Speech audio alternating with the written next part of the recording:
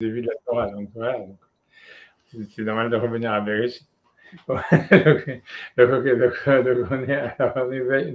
on est Vayomer Elohim, Yishketsu Amaim, Sheretz Nefesh Chaya.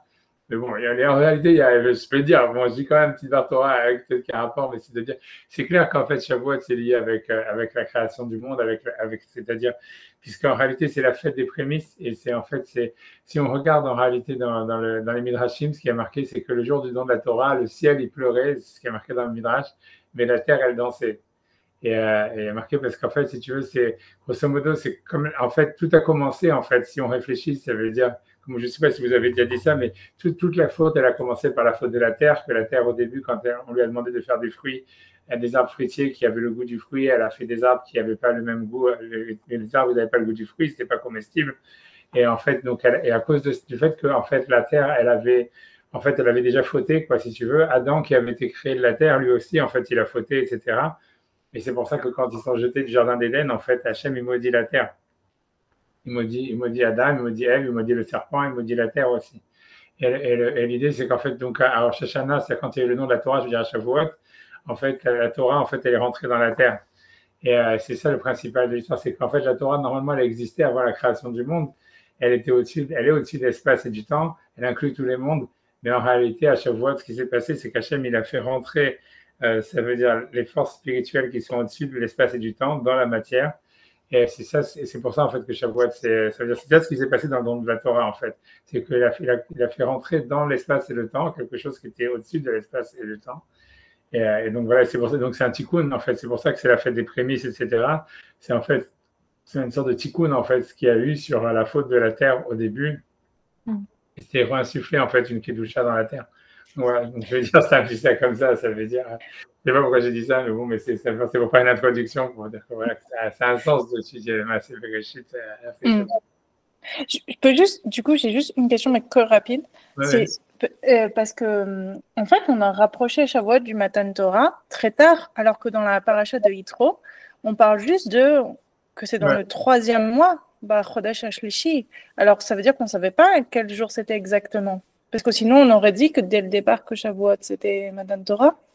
ouais, ça veut dire, c'est pas clair. Ça veut dire, je sais pas, c'est ce que je sais que d'abord, dans la Torah, c'est jamais mentionné que Shavuot, c'est le jour du Matan Torah. Et Oui. ça c'est une question. Ça, si tu veux, on peut regarder. Oui, non, mais ça, c'est pas mentionné. Mais même quand le don de la Torah, c'est pas mentionné quel jour c'est, à part que c'est dans le Chodesh HaShlishi. Ouais, c'est un calcul, ouais, c'est un calcul. C'est pas, ouais, c'est comme tu sais, c'est pas, ça veut dire, c'est un calcul qu'on fait. Ça veut dire, c'est la Gemara dans Shabbat, etc. La date exacte, elle n'est pas mentionnée, elle n'est pas marquée le 6 Sivan, etc. Ça veut dire, a priori, c'est un calcul. Ça veut dire, on le fait. C'est qu'en additionnant les dates, puisqu'on sait combien de temps ils sont restés dans chaque station qu'ils ont été. Donc, en partant à partir de la sortie d'Égypte, du 14, on arrive à ce que c'était en fait à peu près 50 jours après la sortie d'Égypte. Mais c'est comme si c'est pas marqué, la date elle-même, elle n'est pas mentionnée. Même Shavuot, qui est la fin, donc qui est marqué que c'est 50 jours après la sortie d'Égypte, c'est jamais appelé à la fête du don de la Torah, c'est appelé la fête des prémices, etc. Ça, si tu veux, c'est un peu. Il y a une question, si tu veux, on peut regarder sur ça, c'est 2 secondes, si tu veux. Je promets qu'après, je vais pas aller des trucs. Mais c'est intéressant, si vous regardez, il y a un Maral sur ça qui parle, qui pose la question, qui est intéressant, qui explique pourquoi est-ce qu'en fait, on n'appelle pas, en fait, pourquoi Shavuot, le don de la Torah, en fait, le Shavuot, c'est jamais appelé le jour du don de la Torah. Et en fait, on peut le faire, c'est 4 lignes, en fait, dans le Maral, c'est pas très long à le faire, mais je peux vous dire à l'oral, ça veut dire, lui, en fait, il pose cette question-là, il dit comment ça se fait que la Shavuot, c'est pas appelé le don de la Torah. Et en plus, il pose une autre question, il dit que si on retrouve, il y a une deuxième fête où c'est la même chose, où en fait, on voit que dans la prière, dans le rituel, etc., ça a une signification, alors que dans la Torah, c'est pas marqué du tout. C'est Rosh Hashanah. Rosh Hashanah, c'est appelé le jour du jugement. Nous, on fait toute la prière, c'est lié sur le jour du jugement, Yom Hadin, etc. Alors qu'en fait, il dit que Rosh Hashanah, quand on regarde dans la Torah, c'est marqué le jour du souvenir, Yom Teruah, un jour de sonnerie, ou Zichron Teruah, ou Yom Zikaron, mais c'est pas appelé Yom Hadin. Et alors, donc, il demande pourquoi est-ce qu'en fait, donc, lui, il relit ces deux questions. Lui, il pense que, tu vois, si on peut le faire après dans les mots, mais lui, il dit la réponse pour lui, c'est de dire que, en fait, comme Hachem, en fait, les fêtes qu'on a, les fêtes de la Torah, c'est des fêtes, en fait, qui doivent être des périodes de joie pour le peuple d'Israël, et qui commémore en fait quelque chose, une sorte de remerciement, une sorte de joie, parce qu'on remercie Akadosh Baruch Hu des bienfaits qu'il nous a fait. Et donc lui dit en fait le jugement, c'est pas quelque chose de positif. Ça veut dire un homme, il n'est pas content d'être jugé. Ça veut dire il est forcé d'être jugé. Et donc en fait, si tu veux, ça n'aurait pas fait sens de dire que pour Hachem, de dire qu'on doit faire Rosh Hashanah parce que c'est les jours du jugement. Et donc c'est pour ça. Et donc lui dire en fait, par contre, on mentionne le côté positif qu'il y a dans le jugement, c'est-à-dire que comme c'est un jour de jugement, en sonnant le chauffard, Hachem il se souvient de nous pour le bien. Et c'est pour ça qu'on dit voilà que Sarah, etc., elle est tombée enceinte à Rosh Hashanah. C'est pas tombée enceinte, mais en tous les cas, qu'elle a été décrétée qu'elle allait avoir un enfant à Rosh Hashanah, et Hana, et que les Juifs, ils sont sortis, l'esclavage, il s'est arrêté des Juifs à Rosh Hashanah. Et tout ça, ça veut dire que c'est grâce à le souvenir, c'est Hachem s'est souvenu. On dit dans tous les psukim, Hachem s'est souvenu de Sarah, Hachem s'est souvenu de tout ça. Donc, ça veut dire, l'idée, c'est que le souvenir, il vient par le chauffard. Et donc, si tu veux, c'est comme si la Torah, Hachem, il mentionne le côté positif qu'il y a dans Rosh Hashanah, qui est en fait de dire voilà, c'est comme ça veut dire, c'est un jour de jugement, mais ça, si tu veux, c'est pas la raison que Hachem, il veut mentionner quand il donne la fête aux enfants d'Israël. Mais il veut mentionner le côté positif, que c'est un jour de souvenir grâce au chauffard, et que Hachem, par le chauffard, il se souvient des souvenirs du peuple d'Israël, et il va leur donner des brachot, etc. Et c'est pour ça que ça s'appelle le jour du souvenir, ou le jour de la sonnerie, ou le souvenir, etc. Mais c'est jamais appelé un jour de jugement. Et lui, il dit, c'est un douche parce que je fais le mal qui dit ça, c'est pas moi, mais il dit qu'en fait, que pourquoi Shavuot, c'est pas appelé le jour du don de la Torah. Il dit parce que le don de la Torah, en fait, c'était quelque chose qui a été forcé sur le peuple d'Israël. C'est qu'il a dit Kafal et Marc Agigit. Il dit si c'est tellement extraordinaire, il dit pourquoi les Goïms, ils n'ont pas voulu l'accepter. Et tu vois, et donc il dit en fait, Hachem, il voulait pas, c'est ce qu'il dit, je te promets, il dit en fait, nous, en fait, après, 2 secondes, je finis, ce qu'il dit, mais lui, il dit en fait, c'est pour ça qu'Hachem, il veut pas nous dire, voilà, en fait, et c'est le souvenir, c'est le jour où vous avez reçu la Torah, etc. Parce qu'en fait, nous, ça veut dire qu'on nous a forcé à la recevoir. Donc en fait, c'est la même chose. Ça veut dire c'est pas quelque chose qui permettrait, tu vois, au Israël d'être heureux, etc. Donc ça veut dire, c'est pour ça qu'il leur dit non, c'est le jour des prémices, c'est le jour de vous apporter le jour où vous apportez une offrande à Hachem, etc., etc. C'est ce qu'il dit, tu vois là-bas.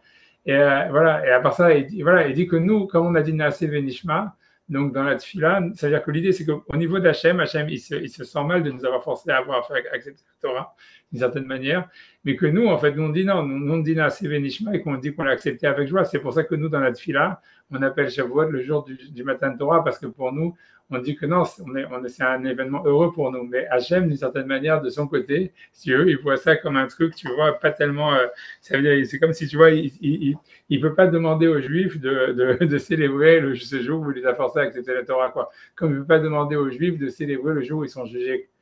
Voilà, ça c'est ce que le Maral il dit, tu vois. Après, moi, si tu veux, moi j'ai rajouté sur le Maral, ça veut dire, parce que j'ai dit, ok, c'est-à-dire moi j'ai trouvé qu'en fait, si tu veux, si on faisait le parallèle avec Rosh Hashanah, ça veut dire, ok, dans Rosh Hashanah, le chauffard et le souvenir, c'est le côté positif qu'il y a dans le jugement, mais j'ai demandé, mais c'est quoi en fait quel rapport entre le jour des prémices, parce que dans Shavuot, c'est marqué le jour des prémices, Yom HaBikurim, Bikrifrem Mincha Chadasha, quand vous appellerez une nouvelle offrande à Hachem, Beshavuotechem, etc. Mikra Kodesh Yelachem, et donc quel rapport entre le jour des prémices, le jour, ça veut dire, voilà, et le nouvel offrande à Hachem, puisque c'est là où est-ce on commençait à amener des offrandes de la nouvelle année, quel rapport avec le don de la Torah? Et tu vois, et c'est pour ça que moi j'ai dit, en fait, ça veut dire, pour expliquer, tu vois, pour un petit peu terminer le parallèle que le Maral dit, pour ajouter simplement, j'ai dit qu'en fait, l'idée c'est que justement, c'est avant la Torah, moi ce que j'ai expliqué, c'est qu'avant le don de la Torah, qui avait Shavuot, par exemple, on dit qu'Abraham, il avait lui-même toutes les mitzvot, ça veut dire, on voit bien que Hachem, puisqu'on dit qu'Abraham, la Gemara dit qu'Abraham, il connaissait toute la Torah parce qu'il avait ces deux reins qui lui ont enseigné la Torah. Parce que le passage qui dit Af lelot isruni kiliotai. Mais ça veut dire grosso modo que même on voit par exemple, tu vois que Moshe par la suite, il va recevoir toutes les mitzvot de la Torah à nouveau avec une voix qu'il appelle du Oel Moed, etc. Et donc, moi, ce que j'ai dit, en fait, tu vois, c'est Matan Torah, c'est Shavuot, ça veut dire le jour où Hachem il a fait le mont Sinaï. En réalité, ce n'était pas le don des mitzvot, ça veut dire les mitzvot, on les avait déjà, ou on aurait pu les recevoir autrement, on les a reçus après. Et en fait, tu vois, le Mahamad Sinaï, c'était autre chose. Et a priori, moi, j'ai posé la question de quel sens ça avait. Ça a été quelque chose qui était traumatisant pour les Juifs. Après ça, ils ont fait le Vaudor, etc. Mais ce que moi, j'ai voulu expliquer, que justement, l'idée, c'était ça, c'est que, en fait, ce que moi, j'ai expliqué, c'est que quand tu regardes, en fait, dans Bereshit, les Avot et tout ça, ils ont une connexion avec Akadosh Baruch Hu. Et comme je dis, c'est connu cette histoire que dans tout le Bereshit, le mot simcha, il n'apparaît pas du tout. Ça veut dire il n'est jamais question de simcha. Le mot simcha, il n'apparaît pas dans tout le Sefer Bereshit.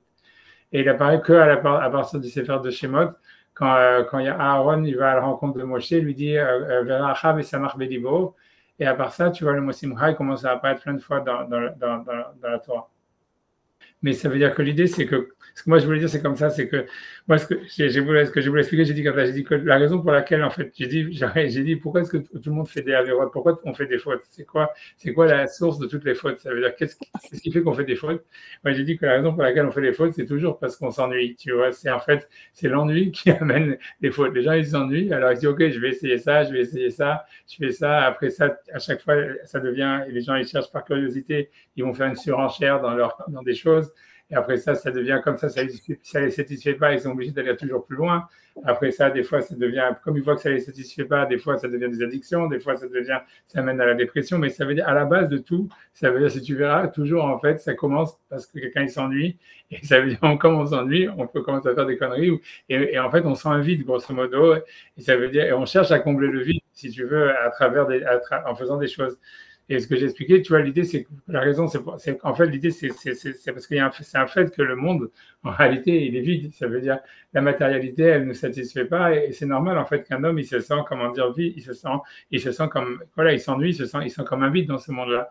Et que, en réalité, d'une manière, ça veut dire, tant que Hachem, moi, ce que j'ai expliqué, c'est que quand Hachem, il a fait le don de la Torah, ce qu'il a fait, c'est qu'il a mis, en fait, la spiritualité dans la matière.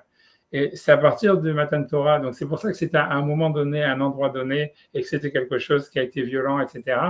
Parce qu'en fait, c'était, comme je dis, c'était comme il est marqué dans les Midrashim, c'était quelque chose qui s'est introduit, qui a été mis dans la matière, dans la terre. C'est comme si Hachem, il a mis de la spiritualité dans la matière, à travers le don de la Torah. Et à partir de ce moment-là, l'homme, grâce à la Torah, il peut tirer une sorte de simcha, de joie de vivre, à travers, ça veut dire en profitant de la matière grâce à la Torah. Ça veut dire que ça veut dire que par exemple, quand quelqu'un il fait Shabbat ou quand quelqu'un il fait Shavuot ou j'en sais rien, il fait toutes les mitzvot qu'on fait, en fait, ça fait qu'en fait l'homme, non seulement ça veut dire quelque chose qui paraissait complètement vide, tu vois, ça veut dire, en fait, maintenant, ça commence à prendre un sens et ça devient, l'action elle-même, elle prend un sens parce qu'il y a une spiritualité qui est entrée dans la matière. Et donc, donc l'homme, il est capable d'expérimenter un renouveau à chaque fois et il sent plus, tu vois, en fait, il n'est pas enfermé dans cette spirale, en fait, tu vois, de vide et de recherche, tu vois, et de fuite, on va dire, de l'ennui ou des choses comme ça. Et tu vois, c'est ce que j'ai expliqué, en fait, parce que dans la Torah, Shavuot s'appelle le jour des Bikurim, des prémices, qu'on amène une nouvelle une nouvelle offrande à Hachem. Et donc, c'est le jour du renouveau. Et ça veut dire, en fait, que le côté positif qu'il y avait dans le fait que la Torah, elle a été imposée et que, en fait, c'était quelque chose qui a été forcé sur la terre et qui a été forcé sur l'homme, c'est que grâce à ça, en fait, l'homme, maintenant, il peut trouver, en fait, si tu veux, un renouveau dans sa vie à chaque fois, dans le fait même de vivre, il peut retrouver un renouveau si tu veux, même dans le quotidien de la vie ou même ça veut dire dans tout, quoi. Ça veut dire, ce que j'ai dit, c'est qu'on pouvait expliquer ça de deux manières. On peut expliquer ça d'une manière mystique, ça veut dire que Hachem, il a mis maintenant de la spiritualité dans la matière. Ça, c'est ce qui s'est passé au Matan Torah. Et donc, c'est pour ça, grâce au Brachot, à Birkat Hamazon, à ce que tu veux, à toutes les mitzvot, en fait, on arrive à ressortir quelque chose, tu vois, on ressent plus un vide. Tu vois, on ressent plus le vide qu'il y a dans la matière, on arrive à ressentir quelque chose, ça veut dire quelque chose qui nous satisfait, une sorte de simcha grâce à la spiritualité qui entre dans la matière. Et ça peut être expliqué d'une manière mystique, quoi. C'est expliqué pourquoi c'est Abikurim, c'est-à-dire Shavuot, c'est la fête des prémices et tous ces machins-là. Mais ça peut expliquer aussi d'une manière, on va dire, psychologique, philosophique, si on veut. C'est ça ce que j'ai dit, c'est que, parce que j'ai expliqué, en fait, qu'en réalité, ça veut dire, si tu regardes dans la philosophie existentielle sartrienne, Sartre, il dit, et ça vient, en fait, tu vois, d'Heidegger et compagnie, ça veut dire, l'idée, c'est de dire que, pour eux, ça veut dire quand les philosophes, ils ont essayé de comprendre, ils ont réfléchi sur l'angoisse existentielle, sur le sens du vide, etc. Ce qu'ils ont tous dit, ça veut dire leur solution, c'est toujours de dire, oui, en fait, si l'homme, il choisit et il est capable de faire un choix, par le fait même qu'il a choisi et qu'il assume ses choix et qu'il les fait, en fait, il sent qu'il se recrée lui-même. Et à partir de ça, il sent comme une sorte de fulfillment, tu vois, il sent comme une sorte de sens. Ça veut dire le sens, il vient du fait qu'on choisit. Si tu veux, c'est un des trucs de Sartre. Et c'est l'idée de dire en fait qu'en choisissant, en faisant un effort ou en choisissant, tu te recrées toi-même. Et donc, en fait, comme c'est quelque chose, c'est l'acte créatif de soi-même, en fait, c'est ça ce qui donne en fait une satisfaction. Tu vois, c'est ce que les philosophes ils disent, c'est ce que Sartre dit par exemple, ou tous les philosophes existentiels d'une manière générale, si tu veux, en deux mots, ça tourne autour de ça. Mais si tu veux, quand tu regardes, tu vois, dans la philosophie de Sartre, tu vois, lui, par exemple, lui, il n'arrive pas à trouver, pour lui, choisir de prendre un Kalachnikov et de tuer des gens dans la rue au hasard. Pour lui, c'est aussi comment dire, un choix qui va remplir la personne, au même titre que s'il va, quelqu'un va devenir médecin, il va soigner des gens dans un hôpital. Parce que tu vois, l'idée, c'est que pour lui, c'est que comme tout vient du choix et que c'est gratuit, alors en fait, ça veut dire, l'idée, c'est qu'à la fin, ça reste absurde, mais au fond, si tu veux, c'est le choix qui fait que ça prend sens, quoi. Et c'est un problème dans la philosophie, tu vois, sartrienne ou en général, de savoir, tu vois, ça veut dire si c'est le choix qui donne du sens. Alors en fait, tu vois, ça veut dire à la fin, il y a une sorte d'absurdité dans ce choix en réalité. Et tu vois, et moi, ce que j'ai voulu dire, tu vois, ça veut dire, c'est si on veut expliquer par rapport à Matan Torah que Hachem, il a forcé le nom de la Torah, moi, ce que j'ai voulu expliquer, c'est qu'en fait, ce qu'il y a dans la Torah, c'est que c'est en même temps, ça veut dire il y a un équilibre entre ce qui est imposé et quelque chose, et une interprétation libre de ce qui est imposé. Ça veut dire, tu vois, c'est comme tu vois, par exemple, tu vois, comme le Midrash, il dit que quand Hachem, il a vu, quand Moshe est monté dans le ciel, il a vu Hachem qui mettait des couronnes sur les lettres. Et Hachem, c'est connu cette histoire que tu vois, c'est une Gemara dans, je sais pas où, je sais où est-ce qu'elle est, je peux la retrouver, que Hachem, il lui a dit, mais pourquoi tu fais ça? Et Moshe, il a dit à Moshe, pourquoi tu fais ça? Il lui a dit, parce qu'en fait, il y a quelqu'un il y a Rabbi Akiva qui va apprendre, qui va être d'orège des tilim de halachot sur chaque couronne qu'il y a dans la lettre, sur chaque lettre.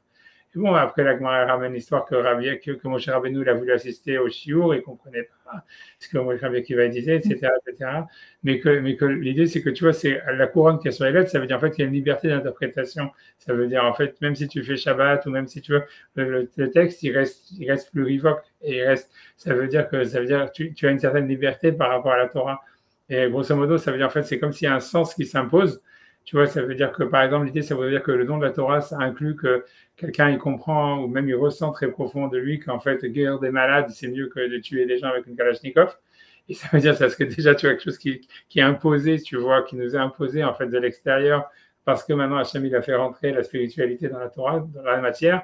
Mais que même si quelqu'un, par exemple, lui dit, OK, je vais faire du bien, je vais aider les gens, ou je vais être positif, ou j'en sais rien, tu vois, en fait, il a une grande liberté sur comment est-ce qu'il peut le faire. Et ça veut dire, et donc il a un choix et une sorte de, tu vois, de création de lui-même à travers la manière dont il veut y arriver à le faire ou l'exprimer, etc. Et donc je pense que cette simcha, ça veut dire la simcha qu'on peut retrouver, le renouveau qu'on peut retrouver dans la matière, à part qu'on peut l'expliquer d'une manière mystique, tu vois, ça veut dire à travers qu'Hachem, il a fait, comme on dit, en donnant la Torah, en fait, il a introduit la spiritualité dans la matière qui avait disparu ou qui avait été insuffisante au moment de la création du monde, comme on voit avec la terre qui n'avait pas fait les fruits comme il fallait, etc. Mais en tous les cas, ça veut dire on peut le comprendre d'une manière mystique, on peut le comprendre aussi d'une manière psychologique et philosophique, que ça veut dire en fait qu'Hachem, dans le don de la Torah, il a mis en fait, si tu veux, comme quelque chose, comme une évidence. Ça veut dire, on peut dire que cette imposition d'une Benishma, c'est comme une sorte d'évidence des valeurs bien, ça veut dire qu'ils sont bien pour l'homme, que quelle qu'elle soit, tu vois, ça veut dire j'en sais rien, ça veut dire même que tu vois, ça veut dire d'être grosso modo que même la spiritualité est en harmonie avec la matière, c'est grosso modo, je pense, c'est ça la valeur ultime, mais qu'en fait, voilà, ce que je veux dire, c'est qu'à partir du moment où c'est devenu une évidence pour l'homme, où l'homme il a une tendance, on va dire, naturelle à ça, après ça, on va dire, ça serait la partie imposée, on va dire que l'homme il se sent obligé en fait d'avoir un sens positif par rapport à la création, mais d'un autre côté, il se sent aussi libre sur la manière en fait de comment faire ça, quoi. Ça veut dire comment faire Shabbat, qu'est-ce que tu veux, tu vois, c'est comment toutes les mitzvot en fait, tu as une grande liberté d'interprétation de comment tu veux les faire. Et je pense que c'est cet équilibre qui fait qu'en fait on arrive à retrouver un renouveau, quoi. Et que c'est pour ça que en fait Shavuot ça fait la fête du renouveau. Voilà, je sais pas pourquoi j'ai dit cette orthographe, mais voilà, c'est ça les orthographes que j'aurais comme chaîne. Mais tout ça c'est parti du Maral parce que c'est le Maral qui pose cette question. Pourquoi la Torah s'est appelée la fête du Shavuot s'est appelé le jour du renouveau et le jour des Bikurim, mais pas appelé le jour du jour de la Torah. Et donc, a priori, ça veut dire ça. Ça veut dire, en fait, lui, il dit, en fait, simplement qu'il y a un côté négatif. C'est pas négatif pour nous, mais par rapport à Hachem, d'une certaine manière, il y avait cette imposition. Et que le côté positif, c'est le renouveau, quoi. Voilà, c'est ça ce que je disais, je sais pas, je sais pas si je voulais dire, mais c'est quand même, donc ça, il y a tout ça, c'est pour dire qu'on pouvait faire, si vous voulez, on peut faire le Maral dans les mots parce qu'il fait 4 lignes, si vous voulez, j'en sais rien. On peut. Ok, Et d'accord, on va encore je repartager comprends ça. juste pas ce que ça veut dire que ça a été forcé, la Torah elle a été forcée, dans quel sens? Enfin, Ça veut dire que C'est le Midrash avec la montagne, c'est ça? Le Midrash, j'ai dit que tu vois qu'il ah, a mis la montagne sur la tête. Mais tu vois, mais oui, l'idée, tu vois, effectivement. tu vois, l'idée, c'est qu'à mon avis, c'était, tu vois, c'était pas physique a priori. Souvent, je vais essayer de retrouver le truc une seconde, parce que chaque fois, une seconde. Je vais y arriver. J'espère. 10 secondes. Ouais.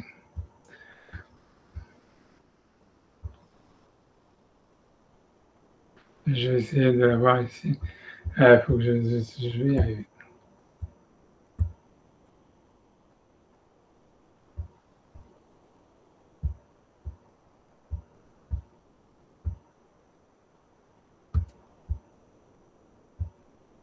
Ok. Donc ça, c'est le passage du Maral. Voilà, c'est dans, je pense, la référence exacte. Si je remonte, non, j'aurais pas dû faire ça. Bon, je vais pas chercher la référence exacte qui est dans la page plus haut, mais tu vois, mais je crois que c'est, voilà, je crois que c'est Tiferet Israël. Enfin, un peu, voilà, c'est tout. Alors, je lis dans les mots, donc c'est dit, Omnam Maché Shoalim, Abene Adam, qui Imchagas, donc ce que les gens ils demandent, qui Imchagas Shavuot, ou Bishvil Shnatan Lanu Torah, si c'est à cause, donc, c'est parce que la Torah nous a été donnée. Lama Katav, ou Bayom Abikurim, Bakrifrem Mincha, après ça ferait Mincha Hadasha, le jour des prémices, lorsque vous apporterez une nouvelle offrande. Le locatif Beyam Matan Torah. Et pourquoi c'est pas appelé, en fait, la Torah, elle appelle jamais Shavuot le jour du don de la Torah. Mahar Sheikar Yom Tov ou Bijui la Torah. Puisque le principal du Yom Tov, c'était à cause de la Torah. Moi, j'ai un Omrim, Zman Matan Torah Tenu, c'est-à-dire que nous, dans la prière, on appelle ça Shavuot, Zman Matan Torah Tenu, dans Yalev Yavo, etc. Et donc, il dit, Enze Shel Aklal, c'est pas une vraie question. Kachem Idbach Natan le Moadim Zman, donc Hachem, il a donné au fait un temps, Hachem Simchat Israël, Hachem Simchat Israël, c'est la joie pour Israël, Hachem Zachou et Latov, qu'ils ont mérité quelque chose de bien, de positif. Moshama Bechag Hamatzot, comme on dit dans la fête de Pessah, de Chag Hamatzot, Shebo Yatsou Israël Mivet Avadim, que c'est en souvenir, voilà, qu'on est sorti d'Égypte de l'esclavage, Bisukot, Bisukot Oshavti Etrem, dans Sukkot, il y a marqué parce que je vous ai fait résider dans des cabanes, etc. Et donc voilà, qui nous protégeait dans le désert. Yom Kippourim, qui Bayom Azeh Yechaper Alechem. Et Yom Kippour, c'est un jour de pardon. Donc c'est ça, c'est des trucs positifs. Il dit Yom Shavuot, Atorah Nitnabo, Nitna Me'Hashem Itbarach. Et donc ils disent, donc là, la Shavuot, la Torah qu'on nous a donnée, elle venait d'Hachem. C'est-à-dire, c'est pas comme la Torah, par exemple, d'Abraham, qu'Abraham, il a une recherche spirituelle, il est monté vers Hachem. Où là, ça serait, on pourrait dire, voilà, c'était une demande de l'homme. Mais là, il dit non, à chaque fois, c'est Hachem qui est venu, qui a donné la Torah, Ve'i le'ol à l'Israël. Et c'est un joug pour Israël. C'est pas quelque chose que Hachem, il peut nous demander de dire, voilà, vous allez fêter le fait qu'on vous a obligé à recevoir la Torah.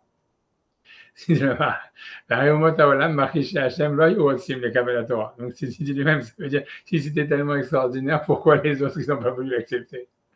Donc il dit Vav qui a nous amrim Zman Matan Torah Tenu, c'est-à-dire que bien nous que dans la Tfila on dit en fait que c'est le moment où Hachem nous a donné la Torah. Aïnou Mishum Shekivanu la Torah Batzmenu. C'est parce que nous on a été accepté, on a voulu recevoir la Torah.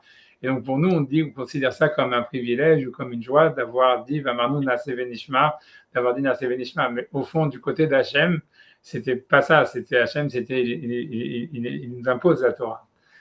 Donc il dit, donc ça peut pas être ça en fait, si tu veux, comment dire, ça peut pas être la commémoration en fait de Shavuot, elle peut pas être sur ça, parce qu'Hachem il commémore que des trucs positifs qu'il a fait pour les Juifs, quoi. Aval de Mikol Makom, Hachem Itbarach, Hanoten la Torah, ou Aya Kofé Ha'ar Alehem, mais par contre de l'autre côté, Hachem qui lui a donné la Torah, il était en train de renverser la montagne sur eux, chez Kiblu la Torah pour qu'ils reçoivent la Torah, Bal Korcham contre leur gré, mais venez chez Ol Alehem parce que c'est un joug sur eux. Et comment est-ce qu'on pourrait appeler la Torah le jour de Shavuot Zman Matan Torah? Shantan Hashem Idbar B'Gzerato ala Adam, que Hashem il a mis par son décret sur l'homme. Ou misé Atam, donc c'est pour cette raison, l'on ektav gamken be'Rosh Hashanah Atam Shum Yom Adin. C'est pour ça que Rosh Hashanah, la Torah ne dit pas que c'est Yom Adin. C'est la Torah s'appelle Yom Adikaron. Parce que le fait d'être jugé, etc., c'est pas quelque chose qu'un homme, il est tellement heureux de juger, etc. Et c'est pas très agréable. C'est pour ça que quand Hachem, il a dit, en fait, voilà, vous allez fêter la jour de Rosh Hashanah, il n'a pas voulu mentionner que c'était à cause que c'est un jour de jugement. Souvenir par la sonnerie. Et la Zechira, c'est toujours un Zikaron Tov, comme on dit, grâce au chauffard, etc. Que Hachem, donc il va nous donner des bénédictions à Rosh Hashanah, et c'est ça ce qu'on mentionne, on mentionne le bon côté, quoi. Et à chaque fois la Zechira, c'est du côté positif. Mais ça, c'est le passage du Maral, ça veut dire qu'il explique cette histoire-là que moi, c'est moi qui ai rajouté, qui a expliqué qu'en fait, le code de l'âme, moi, ce que j'ai rajouté par rapport au Maral, c'est que le Maral lui dit simplement sur Rosh Hashanah, il y a le Yom Adin et il y a le Zikaron. Le Zikaron, c'est le côté positif du Din. Alors moi j'ai dit, alors c'est quoi le côté positif? Tu vois qu'il y aurait dans Yom Abikurim, j'ai amené le passage quand vous Bakrim Premitra Chadash al Hashem, c'est-à-dire le jour des prémices, quand vous apporterez une nouvelle offrande à Hashem. Donc en quoi ça pourrait être le côté positif, disons, de la Torah. Et donc moi j'ai expliqué, oui en fait ça veut dire que c'est grâce au don de la Torah que maintenant on arrive à retrouver une sorte de renouveau et de sens dans la vie matérielle. Alors qu'avant c'était pas possible, et en fait c'était ça ce qui faisait en fait que généralement on a du mal, ça veut dire c'est ça ce qui entraîne les forces du mal, grosso modo, c'est parce qu'on sent un vide en fait dans la matérialité et qu'on cherche à le combler, et grâce à la Torah on est capable finalement, tu vois, de combler ce vide qu'il y a dans la matière par les mitzvot de la Torah, que ce soit mystique ou psychologique. L'interprétation psychologique c'est ou philosophique, vous pouvez la garder comme vous voulez. J'ai ramené un autre midrash si vous voulez simplement dire un autre midrash qui est intéressant, tu vois, comme il dit c'est la psych Tarabati qui dit ça, qui dit que quand Hachem il a donné la Torah, le ciel il pleurait, ça veut dire et la terre elle était heureuse. C'est ce que c'est la psych qui dit ça, donc c'est un midrash. J'arrête, après on commence vraiment. Et la Torah, l'Israël, Eretz Semecha, ça veut dire que quand Hachem il a donné la Torah à Israël, la terre elle était heureuse, mais les cieux ils pleuraient. Mais pourquoi la terre était heureuse et Shamaim Bochim, alors que le ciel il pleurait. Et donc il manque a priori un mot, c'est Machal, j'imagine, c'est Machal les Meler Chassar Koupa des Vito. Donc ça ressemble à quelqu'un, au roi, que plein de fois le Midrash il va faire ressembler le mariage. Le don de la Torah, ça peut toujours ressembler, le Machal du don de la Torah, c'est toujours le roi qui marie sa fille. C'est pas exactement comme si la Torah, c'est la fille d'Hachem et c'est le roi qui marie sa fille, et Shavuot, c'est le jour du mariage de la fille d'Hachem. Et donc, parce que tu vois, c'est comme si la Torah, il se mariait avec Israël, etc.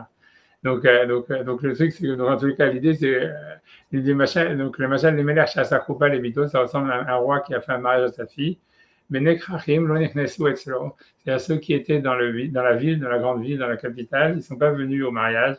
Et ils ne sont pas venus donner des louanges à la Kala, ou je sais pas, ou apporter des cadeaux, j'en sais rien, c'est à participer à la fête.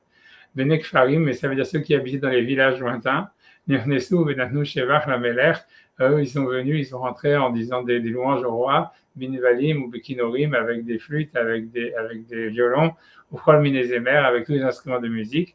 Il y a de ça à cause des Milifna Melech, et donc le roi il était énervé, ça veut dire, il a dit il y a un cruise, ça voudrait dire une promulgation qui est sortie devant le roi, Amar Benoek Sheba Olam, en ce qui concerne normalement dans l'habitude du monde, normalement, Benekrachim, c'est-à-dire ceux qui habitent dans les capitales, chez Yadou Bichvot Shel Melech, que c'est eux qui connaissent l'honneur du roi, c'est comme on veut dire à Versailles. C'était la cour de Versailles, c'est pas les paysans qui avaient accès à aller faire la fête pour le roi, ou etc. Donc c'est les gens de la cour qui doivent normalement venir le réjouir le roi, etc. sur le Melech. Le Laim, Ayana et Kales Bito Shel Melech. C'est à eux qui devaient en fait donner des louanges à la fille du roi. Kadosh Baruch Hu Veshash Netan Torah à Israël. Ainsi Kadosh Baruch Hu, quand il a donné la Torah à Israël. Donc le verset, il dit, c'est le verset dans les psaumes 68, il dit Eretz Natna Shevach. Non, il n'y a pas encore cité le verset, excuse-moi. Eretz Natna Shevach, ça veut dire la terre, elle a donné des louanges à Hachem. Veshamaim lo natnu Shevach. Mais les cieux, ils n'ont pas donné de louanges à Hachem. Amar Kadosh Baruch Hu la Shamaim, donc Kadosh Baruch Hu il a dit au ciel, Alatem Shishiwim Emala, Lachem Lekales Nechvodi, Ulviti, Yoter Minaretz. Ça veut dire Hachem, il a dit, vous qui êtes dans le ciel, vous qui êtes proche d'Hachem, c'est à vous de louer à mon honneur et ma fille, etc., plus que la terre. Amrou les Fanav, Ribon Haolamim, ils ont dit à Hachem, maître des mondes, Eretz Titen Shevar, c'est la terre qui doit donner des louanges, Torah Nitnala, parce que la Torah maintenant elle a été mise dans la terre, ça veut dire les donner à la terre. Nous, chez Yotzi Mimena, mais nous on est triste parce qu'elle sort de chez nous. Chez Yotzet Mimenu, Nitan Shevar, Avelon Nitatsev, nous on ne va pas être triste, tu vois, chez Neymar, Betsetra Missia, Betsadera Misede Edom. Donc ça parle du nom de la Torah quand Hacham il est sorti de Seir, que c'est l'endroit de Esav, a priori, Betsadera Misede Edom, quand il sort des champs de Edom, ça veut dire que quand Hachem il a donné la Torah, il venait de Esav parce qu'il venait lui proposer la Torah avant, il avait refusé. Donc Eretz Racha, ça veut dire la terre, elle a tremblé, mais le Midrash ici il explique Racha dans le sens où elle a dansé. Vegam Shamaim Natefu, mais les cieux Natefu, ça veut dire qu'ils ont fait des gouttes, ça veut dire ils pleuraient. Mais voilà, donc ça veut dire, c'est pour cette idée en fait que Shavuot, on voit bien en fait que c'est l'idée que la Torah elle est mise dans la matière, elle est mise dans la terre, et c'est ça ce qui fait la joie en fait. Ça veut dire que ça permet en fait d'avoir une joie physique grâce de la vie, grâce en fait à la Torah quoi. Et c'était ça le sens. Si vous voulez un midrash plus obscur, peut-être que je vois ce que c'est que ça, peut-être aimer parce que c'est lié à l'astrologie et c'est pas très loin. Après ça, j'arrête. Je sais pas moi-même c'est quoi le sens de ce midrash, mais si vous voulez un midrash quand même, c'est une petite tarabati. Alors ça c'est simple parce que j'étais en train d'essayer de savoir sur les mitzvot de la Torah qui vont être annulés dans le temps futur et comment c'est possible si jamais on dit que la Torah est éternelle et tout ça. Donc ça c'est un autre problème, mais je ne vais pas rentrer là-dedans maintenant. Tu vois, et en tous les cas, ça veut dire dans le Midrash Médité, je pense qu'il y a marqué. Ah pardon, ça c'est sur l'annulation des fêtes, etc. Des secondes. Ouais, oui, sur restera que pour Hanouka. Ouais, c'est ça. Ça veut dire en fait tout ça, c'est l'histoire, c'est que ce qui est super intéressant dans ce Midrash, c'est parce que tu vois, c'est moi ce que j'ai appris, quand je faisais, parce que ça c'est un cours que j'aurais fait pendant la nuit de Shavuot, mais ça veut dire une partie. Dans cette partie-là, tu vois, où j'étais rentré dans l'histoire de dire que tout ça c'est basé sur du Maharal, tu vois, ça veut dire l'idée, c'est qu'un des problèmes que le Maharal il a, c'est qu'on voit qu'en fait il y a des midrashim, par exemple la Gemara ici dans Nida, elle dit que par exemple que les paroles les mitzvot de la Torah elles vont être annulées dans les temps futurs. Et c'est retenu dans la halakha, ça veut dire.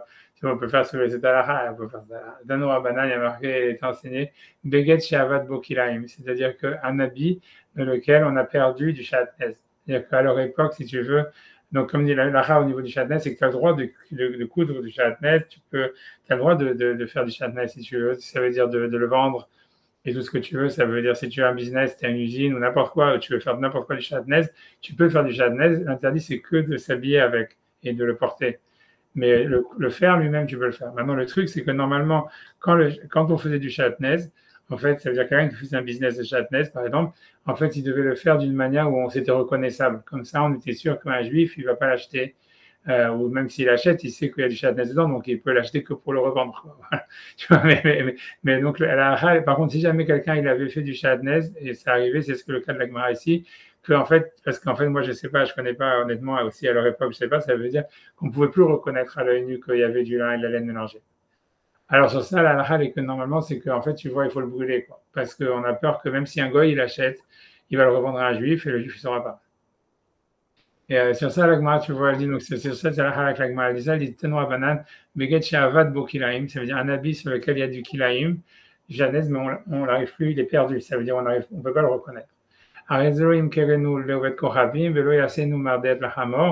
on ne peut pas le vendre à un goy ni en faire une selle pour un cheval, bien que normalement ça serait permis, ça veut dire pour un âne, mais ça veut dire l'idée c'est que comme on a peur qu'un homme il va monter sur l'âne, et s'il monte sur l'âne, en fait il est réchauffé par la selle, donc même si c'est un habit pour l'âne. Et ça c'est problématique, même sur l'âne, parce qu'il ne le porte pas si c'est sur l'âne.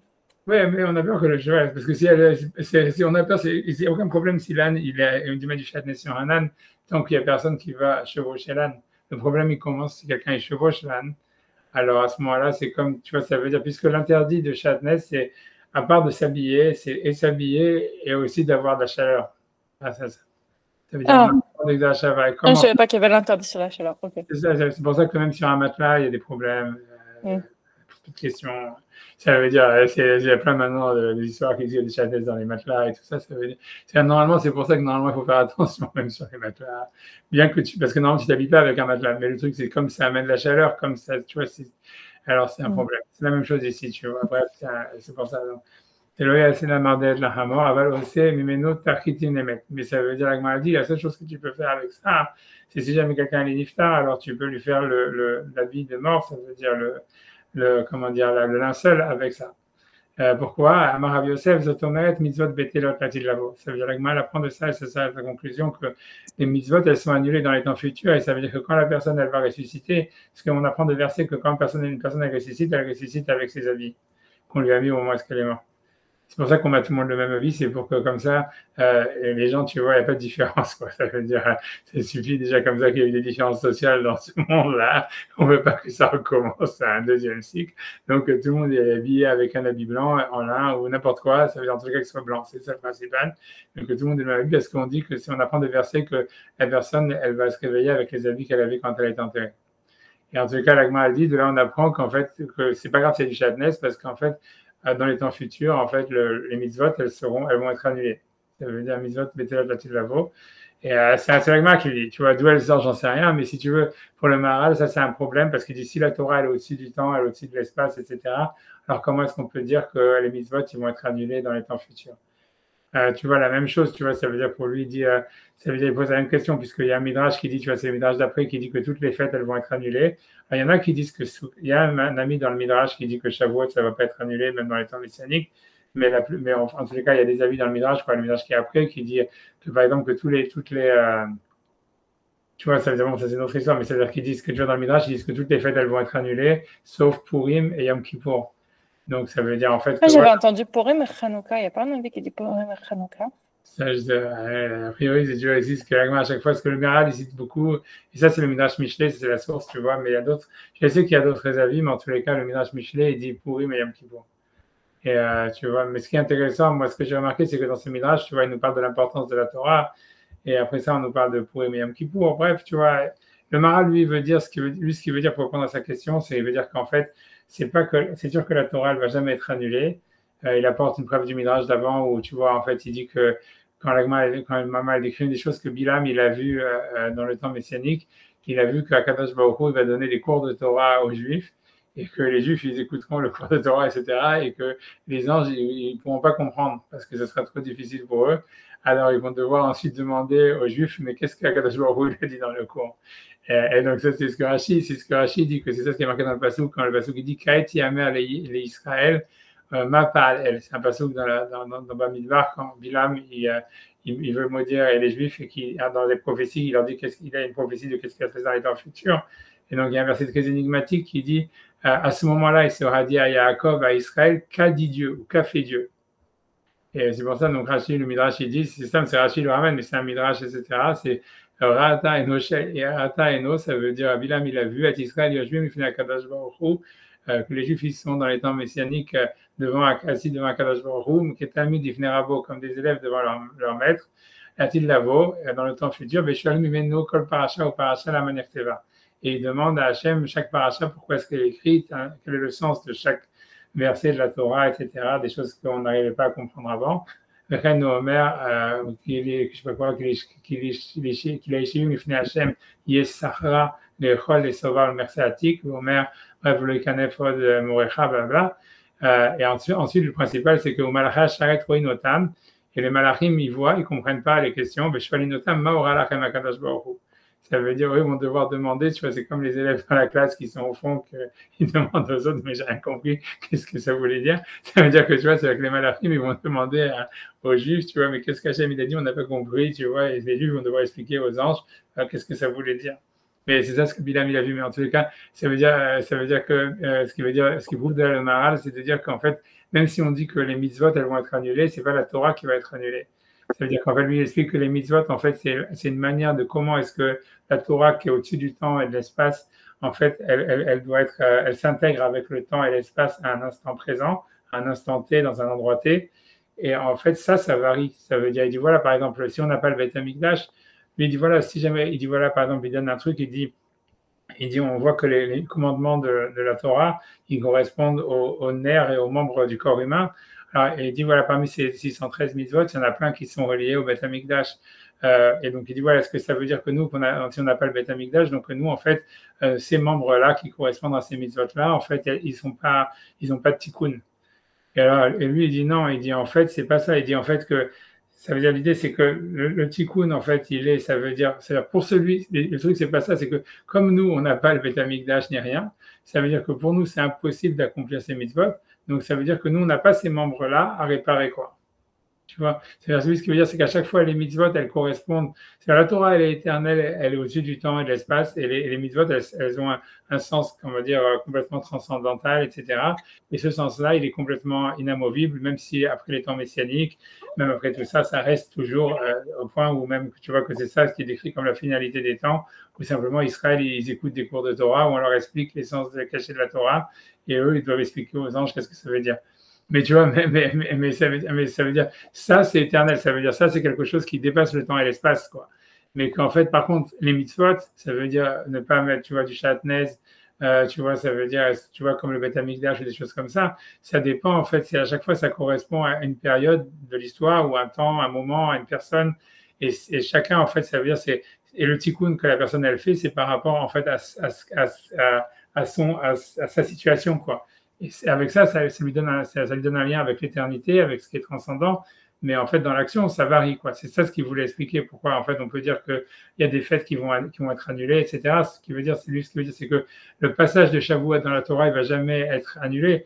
Mais maintenant, l'observance de la fête, des choses comme ça, peut-être ça va être annulé, tu vois, ou ça va perdre son sens, tu vois. Ça veut dire, voilà, ça va peut-être l'observance. Et c'est ce que la Gemara dit, mais en tout cas, le sens, ça veut dire le sens, ça veut dire le sens transcendant qu'il y a dans la fête, il sera toujours existant. Tu vois, la Torah, elle est au-dessus du temps, elle sera toujours au-dessus de tout, quoi. Un truc comme ça. Tu vois, c'est ce que lui dit là-bas dans le Maral. Mais voilà. Mais j'ai juste une question là-dessus. Si le Inyan de, comme on a dit, de Chag HaMatzot, de Chag HaSukkot, et de Chag HaShavuot, c'est la Simcha, pourquoi on aurait envie de les annuler? C'est pas qu'on aura besoin. L'idée, c'est que c'est justement. Non, mais pourquoi elles seront annulées, en fait? Dans le sens littéral des Midrashim, c'est que la simcha du Mashiach, elle sera tellement grande que toutes ces simchas-là, ça ne correspondra qu'en rien, quoi. C'est comme si jamais quelqu'un, je sais pas, il a un job, il reçoit une augmentation de 20% sur son salaire. Non, parce que Rosh Hashanah, je comprends.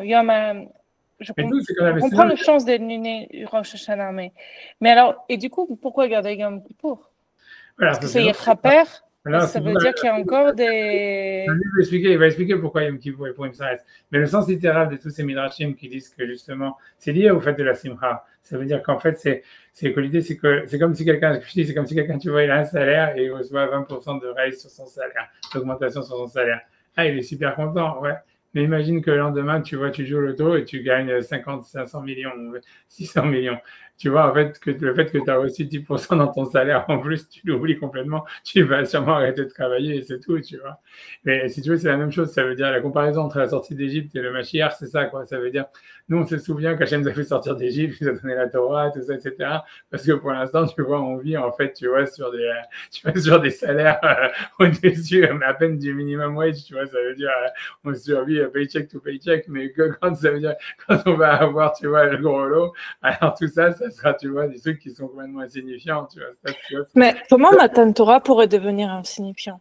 Ouais, non, c'est un ridouche, tu vois, c'est ça, c'est sûr, mais c'est ça. Parce que si sans Matan Torah, il n'y a pas de possibilité. D'accord, Sukkot, tout ça, c'est des joies, mais finalement, c'est pas tant une joie, mais Matan Torah, comment Matan Torah Non, c'est un ridouche, mais tu vois, ça veut dire, a priori, c'est un ridouche, mais c'est ce qui sort du Midrash, tu vois, ça veut dire qu'en fait, le Mashiach sera tellement une révélation, tu vois, de la présence d'Hachem, même au niveau spirituel, que ça sera plus haut que Matan Torah, tu vois, un truc comme ça. C'est ce qu'il faut dire, tu vois, ça veut dire pour expliquer ces Midrashim. Mais tu vois, mais la question, lui, l'histoire, c'est pourquoi Purim et Yom Kippour. Alors lui, tu vois, lui, ça veut dire, lui, il a un chidouche sur ça. C'est-à-dire, lui, le Maharal, il explique, tu vois, que pour lui, l'histoire de lui dit que le point commun qui est entre Kippour et Yom Kippour et Purim, c'est qu'en fait, c'est qu'il y a eu un renversement. Ça veut dire, lui dit, par exemple, à Yom Kippour, ce qui se passe, c'est que normalement, les Juifs, ils ont des fautes sur lesquelles ils doivent être punis. Et Hachem, il prend un bouc et il met toutes les fautes sur le bouc. Et le bouc, il prend toutes les fautes et il est tué à la place des Juifs. Et il dit la même chose, en fait, avec Amalek et à Purim, les Juifs, normalement, ils avaient un décret d'extermination sur eux. Et Hachem, il a pris le décret d'extermination et il l'a mis sur Amalek et sur Aman. Et comme ça, il y a eu un retournement. Et donc, il dit, c'est pour lui. Alors, je ne sais pas pourquoi lui, il dit que c'est ça quelque chose qui est, pour lui, c'est ça la chose qui est unique, qui fait que en fait, même à l'époque messianique, il y aura encore ça, tu vois, ça veut dire encore une joie où il y aura un sens encore là-dedans.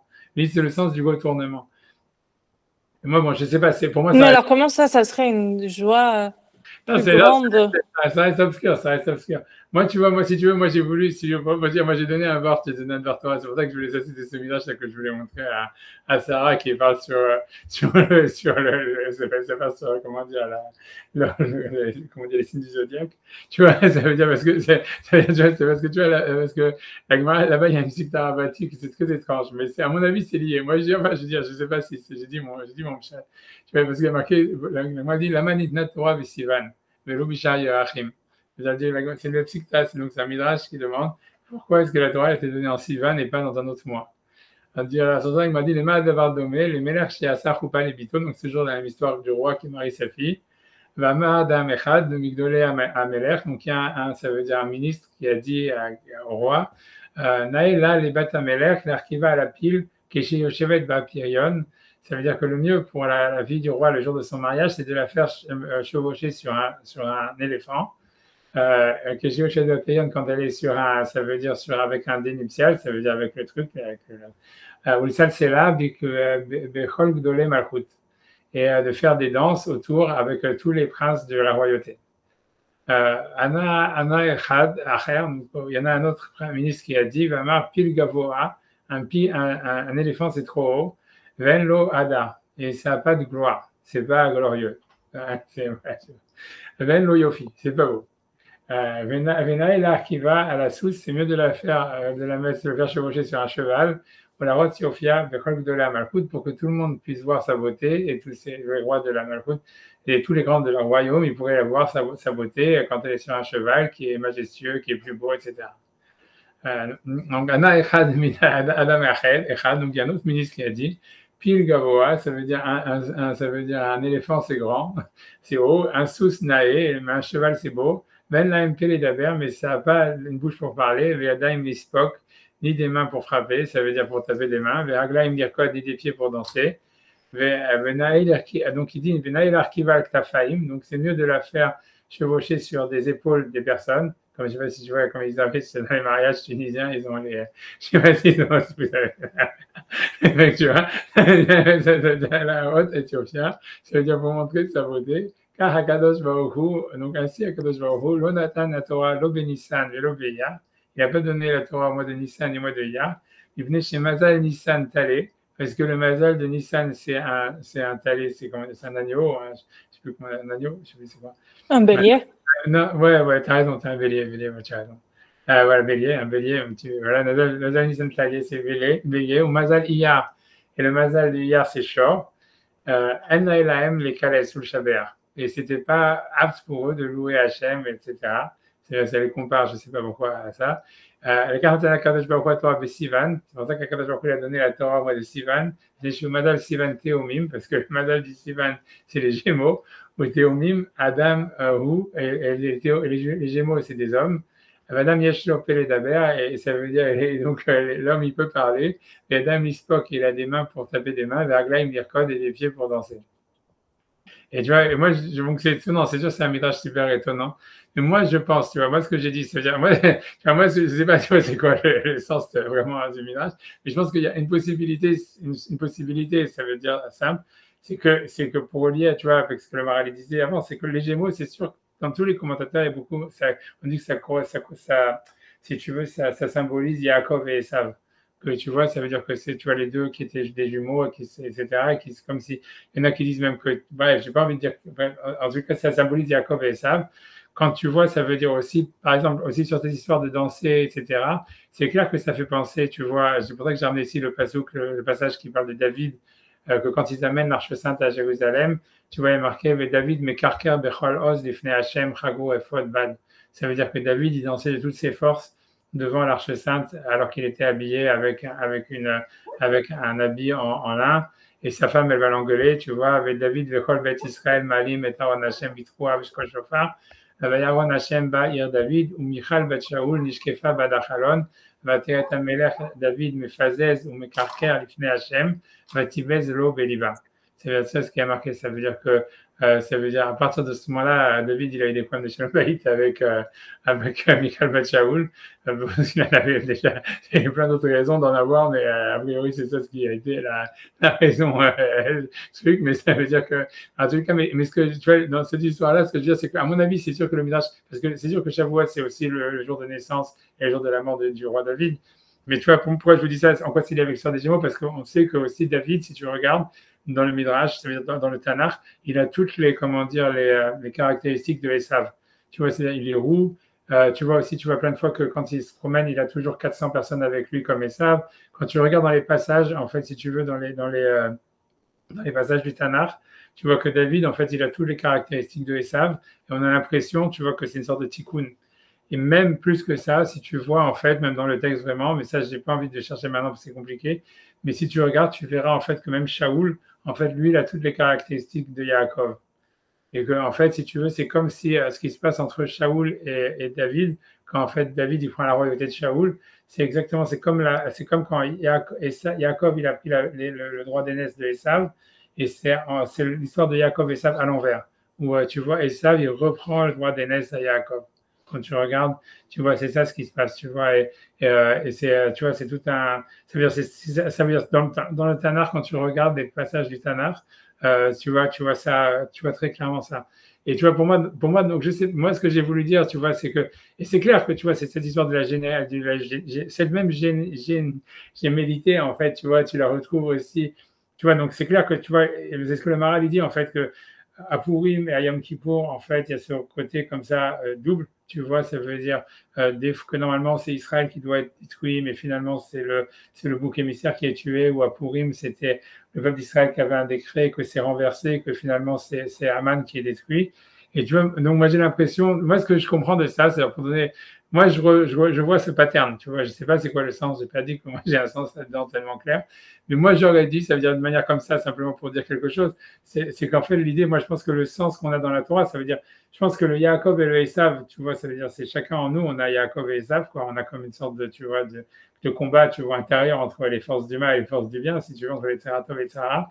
Et moi je pense que ce qui fait qu'on donne un sens à la Torah, c'est justement par ce combat, quoi. Ça veut dire, si tu fais les mitzvot de la Torah, que ça te coûte rien, ça te fait aucun effort, ça veut dire des choses que tu fais naturelles, ça va pas te donner en fait un sens. Tu vois, voilà, ok, tu fais, c'est bien, c'est tant mieux, mais faut faire que ne pas faire.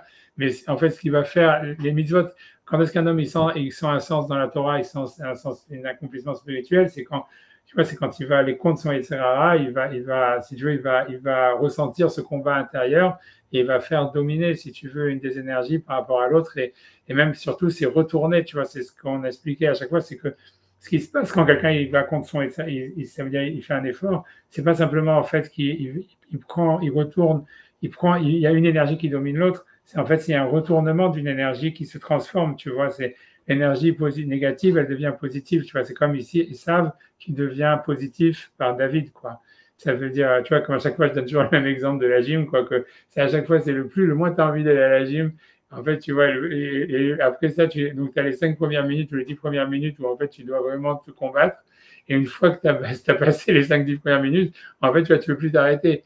Parce qu'en fait, si tu veux, ça veut dire c'est la force négative qu'il y avait, tu vois, de ne pas vouloir aller à la gym, qui se transforme en quelque chose de positif, quoi. Mais c'est d'une manière générale, moi je sais pas, l'exemple il est un petit peu idiot peut-être, mais ça veut dire que c'est toujours comme ça que ça marche. Ça veut dire que c'est l'énergie négative, elle est transformée en énergie positive par la décision, par l'effort, par le fait de, tu vois, justement de passer outre, quoi. Ce que dans la Kabbale ils appellent casser les épluchures, quoi. Ça veut dire, en fait, c'est une épluchure qu'il faut détruire, tu vois, qu'il faut dépasser. En fait, ça transforme le négatif en positif. Moi, ce que j'aurais dit, tu vois, que c'est peut-être ça le sens de ces midrashim qui parlent du don de la Torah avec le mois de Sivan, que c'est le mois des Gémeaux. Ça explique pas l'histoire des chevaux et comment dire, de l'éléphant. Mais en tous les cas, tu vois ce que je veux dire, et que ça coïnciderait avec le jour de la naissance du roi David, etc. Et que le roi David, on voit que, en tous les cas, l'histoire de la danse, on voit bien que c'est une allusion à ça, quoi. Ça, je sais pas plus, mais c'est clair que quand le Midrash dit ça, voilà, l'homme, il a des mains pour danser, et tu vois, et pour frapper des mains, on voit bien que ça fait une allusion à cette histoire du roi David qui danse devant l'Arche sainte, etc. Ça, c'est clair qu'à mon avis, il y a un truc là-dedans. Et c'est sûr aussi, tu vois, comme je dis, c'est l'histoire, tu vois, de la gémellité, tu vois, ça veut dire, voilà, ça veut dire que, ça veut dire, il y a une sorte, tu vois, tu vois, je pense que dans la Torah, en fait, il y a une sorte ça, si tu veux, ça crée, en fait, un conflit dans l'homme, quoi. Et c'est à travers ce conflit que ça crée, en fait, qu'après ça, il y a un renouveau, il y a un sens, etc., parce que, justement, on transforme cette énergie négative en positive, quoi.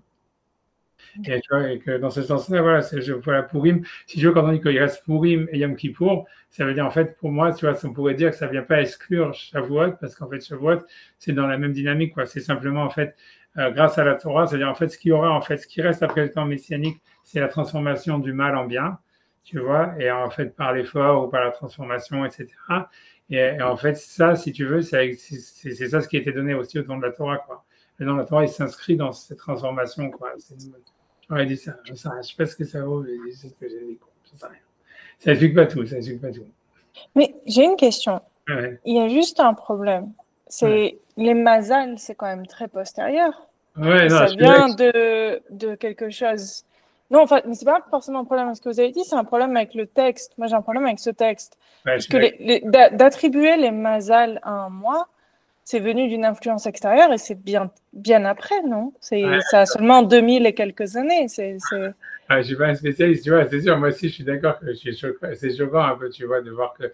Ça veut dire que l'idée, c'est que c'est clair que ce texte du Midrash, lui, il est assez ancien. Ça veut dire des rabbanim, tu vois, du Moyen-Âge qui ont utilisé les mazalot pour tu vois, pour expliquer des mitzvot de la Torah, si tu veux. Il y en a, ça veut dire un sefer en particulier qui est très connu, qui s'appelle Sefer HaTodah, du Rav Eliaou Kitov, que tout le monde donne et tout ça.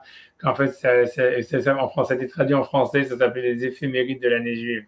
Mais ça c'est traduit dans tout. C'est super. Tous les enfants, quand ils ont leur bar mitzvah, en plein de fois, c'est un des livres qu'on offre dans les écoles parce qu'il coûte pas cher. Et tu vois, et en plus, mais ça s'appelle, tu vois, ça veut dire que ça s'appelle Sefer HaTodah. Et en fait, dans le Sefer HaTodah, il explique, lui, tu vois, il lit toutes les fêtes, tous les événements qu'il y a dans un mois par rapport au signe du zodiaque et compagnie. Et il explique, mais c'est un auteur, je sais pas, du Moyen-Âge, tu vois, ça veut dire du 13e ou 14e siècle. Et tu vois, si tu veux, ça, je sais pas, tu vois, comme tu dis, comme dire, moi, j'ai aussi jamais tellement apporté tellement de caution à ça parce que voilà, quoi, comme tu dis, c'est des trucs, bon, je dis, l'astrologie, moi, ce qui m'a choqué, c'est que, voilà, ça, c'est une petite thérapie, donc ça doit dater de beaucoup plus que ça doit dater, en fait, tu vois, du 2e siècle, tu vois, quelque chose comme ça. Oui, non, mais moi, je savais qu'il y en avait à l'époque parce que Ah, j'ai non, mais, visité la synagogue dans le nord d'Israël où ils ont tous les mazalim, là, où ils ouais. ont retrouvé la céramique qui date du 4e siècle, je crois. Mm. Et il y a mais en fait, ce que je voulais dire, c'est juste, même si c'est du 2e siècle, les Malzal, c'est quand même un apport extérieur. On n'en Ouais. parle pas avant. Non, non, c'est sûr, et même, tu vois, c'est sûr que pour moi, c'est super choquant. C'est pour ça que j'ai regardé le séminaire, c'est pour ça que j'ai dit que ça va être plaisir à Sarah, quoi. Parce que, tu vois, ça veut dire, c'est clair que c'est super étonnant qu'en fait, tu vois, que Midrash, il ramène un truc comme ça qui est lié avec les signes du zodiaque, quoi. Pour moi, c'est sûr, mais en tout cas, il ramène, quoi, c'est tout, tu vois, ça veut dire, c'est étrange, tu vois, aussi, je sais pas, le lien qu'il fait avec l'éléphant et le cheval, entre le bélier je sais pas, le taureau, c'est assez étrange, tu vois, ça veut dire comme si le bélier, ce serait quelque chose qui a un rapport avec l'éléphant et le taureau, ça a un rapport avec le cheval, je sais pas exactement pourquoi, tu vois. Mais, Donc, c'est juste des animaux. ouais, mais c'est Mais ça sûr. explique pas les autres Malzal, mais c'est juste des animaux. Ouais, dans la je veux dire, je sais pas, c'est très possible, tu vois. Ça veut dire, si c'est clair aussi que les éléphants, ça veut dire, c'est clair qu'en fait, ça veut dire, au niveau militaire, c'est sûr que les éléphants, tout de suite, ça fait penser, tu vois, à la Grèce, parce que, tu vois, ça veut dire, alors, on sait que les Maccabim, ils ont été tous tués plus ou moins, enfin, Yehuda Maccabée, en tout cas, a été tué par un éléphant. Je crois que Shimon Maccabée aussi a été tué par un éléphant. Et c'était une arme qui était utilisée par les Grecs. Et on sait aussi, la Gemara, quand elle parle, par exemple, de Nabucodonosor, etc., ça veut dire que Et eux, c'était ils avaient des éléphants aussi. mais ils sont plus décrits comme étant, tu vois, comme s'ils se chevauchaient des chevaux. J'en sais rien, tu vois. Si tu vois, en tous les cas, que Mm. c'est des animaux guerriers, quoi. C'est clair. Ok, quelle que soit l'histoire, tu vois, j'en sais rien, tu vois. J'en sais rien. Après, Ouais. Mais en plus, c'est même pas forcément que les Grecs, parce que nous, ceux contre lesquels on s'est battu pendant les Maccabis, ouais, c'était des Syriens grecs, enfin des Syriens hellénisés. C'est pour ça qu'ils avaient des éléphants, en fait, parce qu'ils les ouais, avaient ouais, rapportés d'Inde. Enfin, il y avait toute une histoire d'Afghanistan, je sais plus, il y avait tout un machin, quoi. ouais, non, mais c'est clair. En tout cas, c'est des animaux de guerre, quoi. C'est clair que la différence, tu vois, ça veut dire, non, je sais pas si le Midrash, il veut parler de ça. ce qui fait un rapport avec ça, est-ce que ça voudrait dire comme une sorte de non-violence par rapport à la Torah? Je sais pas, tu vois. Ça veut dire, I don't know, tu vois, je sais pas, I don't know. C'est très étrange, c'est sûr que le Midrash est très étrange, tu vois, je sais pas. Je sais aussi qu'en général, tu vois, c'est sûr que dans les Midrashim, souvent, ça veut dire le taureau, il est opposé au cheval, comme étant, tu vois, le masculin-féminin, quoi. C'est un peu comme dans les tableaux de Picasso. Ça veut dire ça existe, ça veut dire ça existe dans les Midrashim, quoi. Qu'il y a une opposition entre le taureau, que le taureau, ça symbolise le masculin, parce que tu vois, c'est quelque chose qui est tout droit. Et alors que tu vois que le cheval, c'est quelque chose qui est plus sinueux et plus, on va dire, voilà, moins stable, on va dire. Et toujours, tu vois, ça veut dire, si tu veux, comment dire, ouais, ça veut dire, ça existe dans les Midrashim, un truc comme ça. Que Israël est toujours comparé, tu vois, au taureau, et les goyim, ils sont comparés aux chevaux. Parce que tu vois, dans le sens où tu vois, comme, si tu veux, grosso modo, en ce qui concerne, c'est le fait qu'ils sont, parce qu'en fait, l'idée, c'est que par rapport à Hachem, si tu veux, quand Hachem, il fait que l'histoire, elle avance, ça veut dire l'Agma dans Sanhedrin, elle dit, en fait, c'est comme s'il pouvait faire avancer, quelqu'un, il avait une charrue, il la faisait avancer avec des bœufs, et un des bœufs, il s'est cassé une jambe, donc il a dû enlever les bœufs, il a dû mettre des chevaux, et en fait, ça veut dire quand Hachem, il s'est habitué, en fait, à tirer sa charrue avec les chevaux, et ainsi que quand le Mashiach, il arrive, ça veut dire le bœuf, il va être guéri, alors, mais malgré tout, Hachem, il aura du mal d'arrêter d'arrêter de piloter sa charrue avec les chevaux. C'est une Gemara dans Sanhedrin qui dit ça pour expliquer des versets dans Ishaïa. Et ça veut dire, le sens de la Gemara, ça veut dire comme ça veut dire grosso modo que Israël, par rapport à Hachem, en ce qui concerne le sens de l'histoire, c'est comme si tu veux, normalement, Hachem, il aurait voulu que l'histoire, elle ait moins de méandres et moins de, si tu veux, de haut et de bas, et beaucoup moins de, si tu veux, qu'elle ait une progression beaucoup plus linéaire. Et même si tu veux, dans la sortie d'Égypte, tu vois, quand on dit Az Yashir Moshe ou Bnei Israël, tu vois, la Gemara, elle explique, tu vois que le Yashir, c'est Milachon Yachar, et elle fait un lien avec l'histoire du Shor, tu vois, qui chante, parce que aussi, il y a l'histoire des taureaux, quand l'Arche Sainte, elle avait été capturée par les Goïm, si tu veux, elle est restituée après une bataille qu'il y avait eu avant, ça veut dire à l'époque de Shmuel, enfin à l'époque de Élie, elle est restituée, ça veut dire les Goïm, ils rendent l'Arche Sainte après avoir été eux-mêmes frappés par des maladies, sur un chariot qui est poussé par des taureaux, et ils mettent ça veut dire des taureaux qui sont encore, mais des jeunes taureaux qui sont encore en fait qui sont encore allaités par leur mère, et ils mettent leur mère, je ne sais pas si vous connaissez pas tout ça, ils mettent leur mère sur la frontière pour être sûr que normalement, puisque les taureaux normalement ils veulent pas quitter leur mère, donc ça veut dire en disant si tu veux, les mères, elles pleurent parce qu'elles voient, si tu veux, les veaux qui s'en vont. Et en fait, c'était un signe pour savoir si Hachem, il veut vraiment que l'Arche Sainte, il retourne chez les Juifs. Donc, il va faire que malgré tout, les veaux, les taureaux, ils vont avancer malgré tout vers Israël et s'éloigner de leur mère. Et alors, le pasouk, ça c'est des psukim, et en fait, le pasouk qui dit qu'en fait les veaux ils avançaient en pleurant, etc., et qui chantaient. Et en fait, là-bas, on trouve, tu vois, même une correspondance avec le Haz Yashir Moshe ou Bnei Israël, etc. Et grosso modo, la Gemara, elle fait un sens dans le sens où, tu vois, c'est comme quand les Juifs ils ont traversé la mer Rouge, c'était comme aussi quitter sa mère, parce que si tu veux, c'est comme on a toujours là, il y a l'allégorie d'un accouchement, du fait, tu vois, qu'il fallait sortir l'embryon du ventre de sa mère, etc.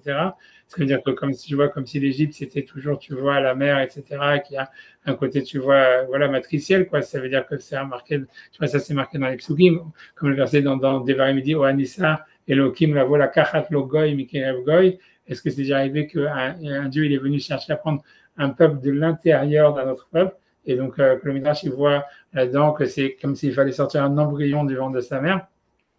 Tu vois toujours que les Juifs ils ont une tendance à vouloir retourner en Égypte, tu vois, tu vois, et ça veut dire, et l'idée, tu vois, c'est en fait grosso modo, si tu veux Israël, c'est lié à ça, quoi. Et ça, c'est opposé au cheval. Tu vois que le cheval, tu vois, je pense qu'il n'a pas vraiment tellement de problème d'avancer loin de sa mère, et j'en sais rien pourquoi, etc. Et que, en fait, ça veut dire, il n'y a pas, si tu veux, le taureau, c'est lié à, tu vois, au côté masculin, à la relation maternelle et tout ça, etc. et tu vois, difficulté de se séparer de sa mère, des trucs comme ça. Et en fait, si tu veux, le cheval, c'est lié, en fait, tu vois, à la féminité, à quelque chose, mais d'un autre côté, qui a une droiture par rapport à ça. C'est comme si tu veux, en fait, c'est comme si le taureau, en fait, si tu veux, en s'éloignant d'une manière linéaire de sa mère, ça lui donne une direction, quoi, mais une direction rectiligne. Alors que tu vois le cheval, en fait, tu vois, qui est en fait lié au goïm, tu vois, ça veut dire que ce que ça veut dire, c'est que quand les Juifs ils ont cassé la jambe, ça veut dire que ils ont failli dans leur rôle de donner un sens à l'histoire d'une manière linéaire, parce que ils ont, si tu veux, voilà, ils n'ont pas été au niveau, donc il y a eu la destruction du temple, etc. Donc Hachem, il a dû confier, si tu veux, la direction de l'histoire à des chevaux, ça veut dire aux nations qui en fait qui sont eux en fait qui ont la dynamique de l'histoire, qui font avancer l'histoire grosso modo. Mais c'est une avancée en fait voilà beaucoup plus voilà moins linéaire quoi, qui est avec des hauts et des bas, qui est beaucoup plus scabreuse, etc. Et qu'à l'époque du Mashiach, en fait, il y aura un retour que Israël qui va donc être celui qui met la chaîne Yachar et tout ça, etc. Shor et tout ce truc là. Mais que pour Hachem, ça va être difficile d'arrêter d'utiliser ses chevaux parce qu'il se sera habitué aux chevaux, quoi. Et que pour lui, ça veut dire, c'est comme ça que le pasuk il explique dans Ishaïa que ça va être, tu vois, comme une sorte, tu vois, tu vois, ça veut dire voilà, je sais pas, de difficulté pour Hachem de reprendre, tu vois, de redonner à une sorte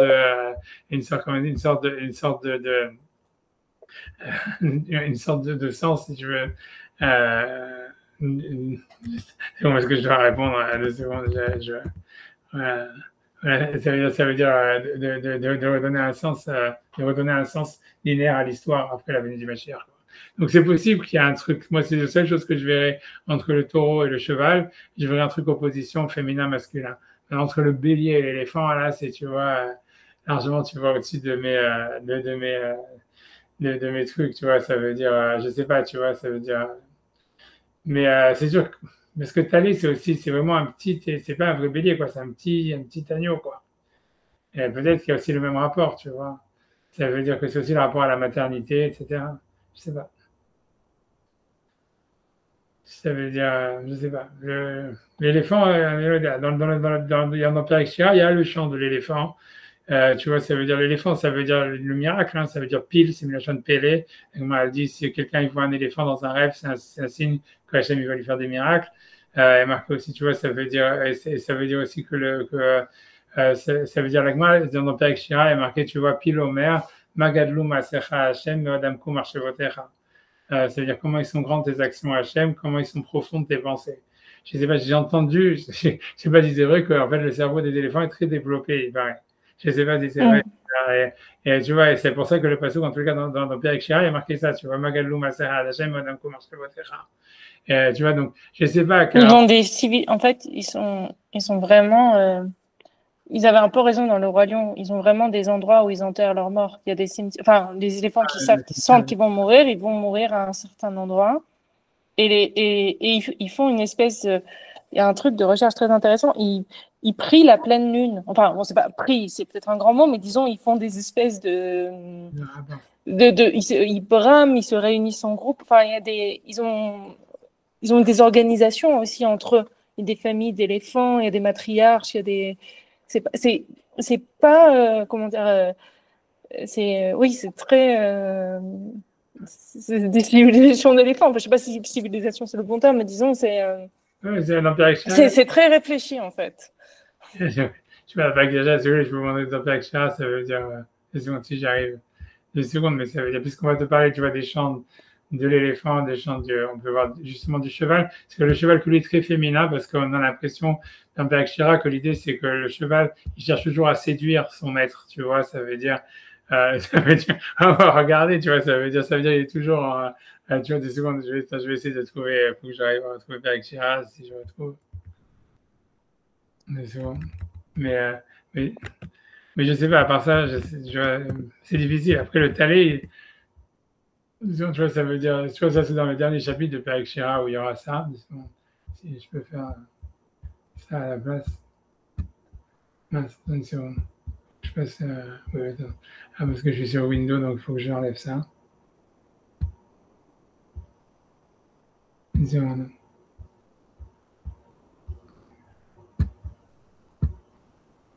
Voilà, donc ça c'est 2 secondes.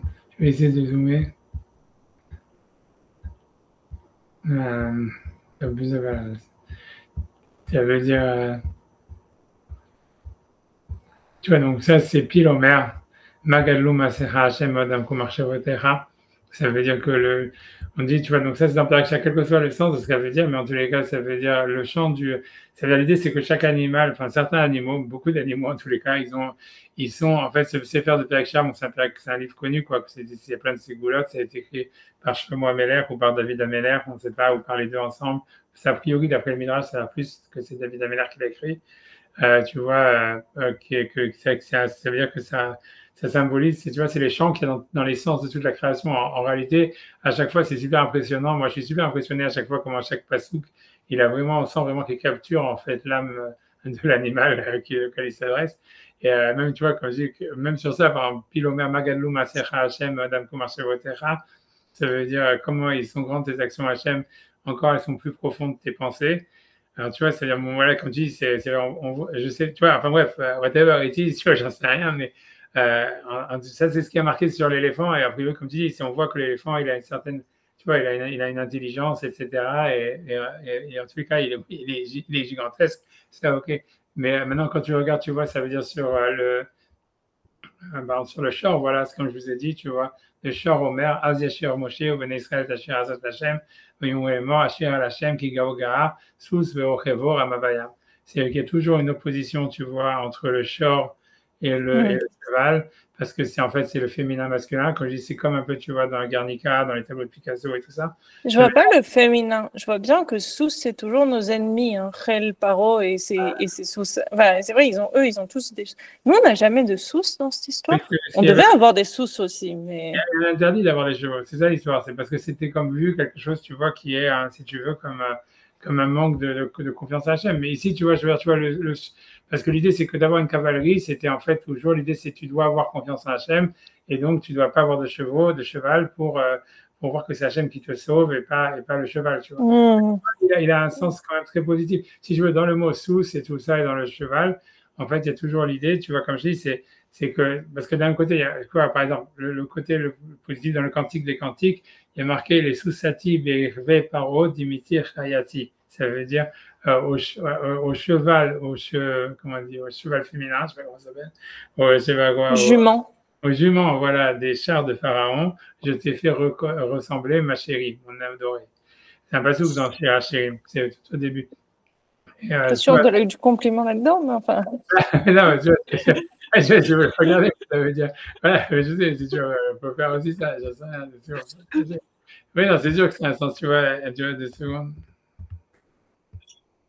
Mais juste, ça veut dire qu'on n'a jamais eu de cavalerie dans le peuple d'Israël, il n'a jamais eu de cavalerie?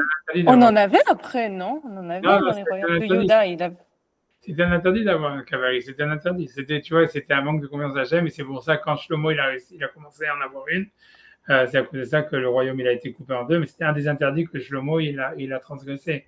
Tu vois. Mais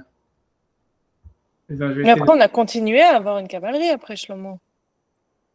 Après, oui, après ça, tu me poses des questions parce que, comme je dis, les trucs étaient plus religieux, donc après ça, c'est notre histoire, tu vois ce que je veux dire. Ça veut dire, voilà. Mais a priori, c'est interdit la Torah. Si tu veux, ça, on verra une autre histoire. Ça veut dire, pour retrouver ça, pour moi, ça sera plus compliqué.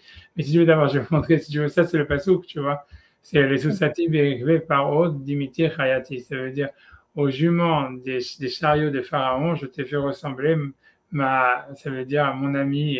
Donc, c'est un compliment que l'homme, dans le Cantique des Cantiques, il fait à la femme.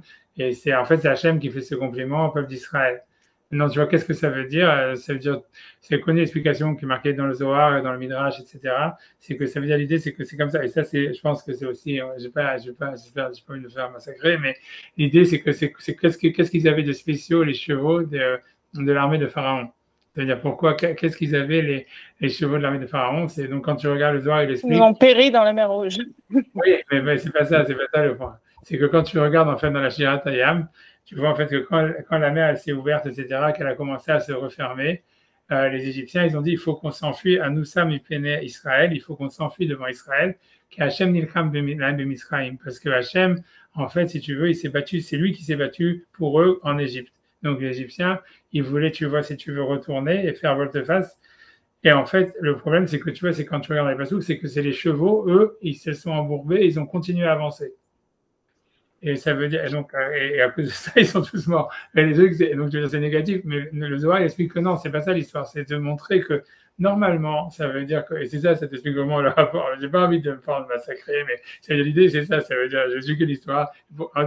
La comparaison, elle est la suivante, ça veut dire que normalement, quand tu es sur un chariot, ou quand en fait, c'est dire tu chevauches un cheval, normalement, c'est le type qui est sur le cheval qui dirige le cheval. Et ce qui s'est passé avec les chevaux dans l'armée de Pharaon, c'est que en fait, c'est les chevaux qui dominaient les types qui étaient sur le chariot. Tu comprends? Et ça veut dire que normalement, puisque tu vois, eux, ils voulaient faire marche arrière, mais les chevaux, ils n'écoutaient pas, ils continuaient à avancer. Et l'idée derrière ça, tu vois, ça veut dire que, comme le Zohar l'explique, que ça fait penser, c'est une allégorie aussi sur l'action, sur le Maaser Merkava, sur le char céleste qui est poussé pas par des chevaux, mais en tous les cas par des animaux sauvages qui sont des animaux. Et l'idée, c'est de dire que Israël, en fait, ça veut dire Hachem, normalement, c'est lui qui doit dominer le monde. Et donc, ça veut dire c'est lui qui devrait avoir la dynamique dans quelle direction le monde y va. Mais en fait, finalement, c'est Israël, il doit être simplement l'instrument qui est conduit par Hachem, qui doit simplement tirer le chariot en faisant les mitzvot et la Torah, etc., en donnant des forces spirituelles dans le monde. Mais en fait, ce qui se passe, c'est que finalement, c'est Israël qui a la dynamique. Et que comme c'est eux, en fait, qui ont le cheval, ça veut dire c'est comme si quelqu'un, tu vois, quand quelqu'un a une compagnie et qu'en fait, tu vois, il y a des employés, etc., en fait, c'est les secrétaires qui dominent la compagnie parce que s'ils veulent tout saboter ou veulent faire des trucs comme ça, c'est eux qui décident si le téléphone, il va passer ou pas passer ou si jamais, tu vois, c'est-à-dire si quelqu'un, il veut décider, en fait, un sous-fifre, il veut décider de comment ça va. Tu vois, un peu comme Rivka, elle a fait avec Yitzhak, tu comprends? Ça veut dire qu'elle dit, OK, déguise-toi, machin, blablabla. Et ça veut dire qu'en fait, si tu veux, elle a une possibilité, en fait, ça veut dire normalement, le type qui devrait être en haut, ça devrait être Hachem ou le mari, ou j'en sais rien. Je vais pas dire, bon, le mari, c'est moi qui rajoute, on va dire, oubliez le mari, mais ça veut dire normalement, ça devrait être quelqu'un. Et la femme, ce qu'elle fait, c'est qu'en fait, c'est elle qui prend la dynamique, puisque c'est elle qui tire le chariot, donc c'est elle qui maîtrise dans quelle direction il va, quoi. C'est ça l'idée, tu vois, ça veut dire, c'est pour ça que dans le Shirachim, c'est comme ça que l'explication du verset, elle est donnée par le Zohar et par le Midrash, dans le sens où, normalement, Hachem, il dit, normalement, c'est moi qui aurais dû dominer le monde, et ça veut dire qu'il aurait dû diriger dans quel sens l'histoire elle va, mais finalement, c'est toi, en fait, qui a la direction, et c'est toi qui décides, quoi. Puisqu'en fait, mais je vois bien l'allégorie avec Israël, mais je vois toujours pas l'allégorie avec le féminin. Parce que, parce que la féminin, il y a un peu ça, si tu veux. Ça veut dire que, tu vois, ça veut dire qu'il y a une capacité, si tu veux, en général, ça veut dire comme Rivka, tu vois, quand tu prends l'histoire de Rivka avec Yitzhak. Mais c'est juste qu'elle était plus Rachama, c'est tout. Non, mais c'est-à-dire comment est-ce qu'elle a fait passer la chose, tu vois, elle aurait pu, par exemple, normalement, un homme normal, un homme, lui, il aurait parlé, si Rivka, ça avait été un homme, on va dire, elle aurait parlé avec son mari, etc., et il aurait fait, ou j'en sais rien, il aurait eu une discussion en disant, voilà, moi, je pense que c'est Yaakov qui doit recevoir les brachot, parce que ça, et ça, et ça, et ça, et que Esav, il fait telle et telle avérote, et ça, et ça, et ça. Et tu vois, ça veut dire, et tu règles, tu vois, ça veut dire, tu as une discussion, on va dire, tu vois, je sais pas comment dire, ouverte, truc comme ça, et la décision, elle est faite comme ça, tu vois. Alors que là, si tu veux, c'est fait par-dessous la main, tu vois, je parle pas, c'est pas le choix, quelle est raison ou tort, c'est pas ça le problème, mais c'est comment est-ce qu'elle fait passer la chose, tu vois. C'est exactement. Mais c'est pas très féminin, il y a plein d'hommes qui se sont comportés comme ça. C'est pas féminin. Ok, moi, j'ai pas envie de rentrer dans les problèmes. C'est pour ça que je voulais pas rentrer dans les problèmes. Tu vois, mais ça veut dire, c'est pour ça, ok, peu importe, tu vois, ça veut dire, c'est clair que voilà, c'est pas féminin, on va dire, non. C'est pas la peine de voir ça, les hommes et des femmes, tu vois, ça peut être féminin. Il peut y avoir des hommes qui ont des comportements féminins, il peut y avoir des femmes qui ont des comportements masculins, mais ça veut dire que l'idée, elle est là, quoi. C'est-à-dire que le short, en tous les cas, l'opposition, enlève, oublie féminin, masculin. L'opposition entre le short, si tu veux, le taureau qui est tout droit, etc., et machin, blablabla, qui s'éloigne de sa mère dans une ligne droite, tu vois, etc., versus, tu vois, le cheval, qu'en fait, ça veut dire, il prend une dynamique, tu vois, ça veut dire, il a une sorte de liberté, une sorte de, tu vois, ça veut dire comment dire, je sais pas comment traduire, ça veut dire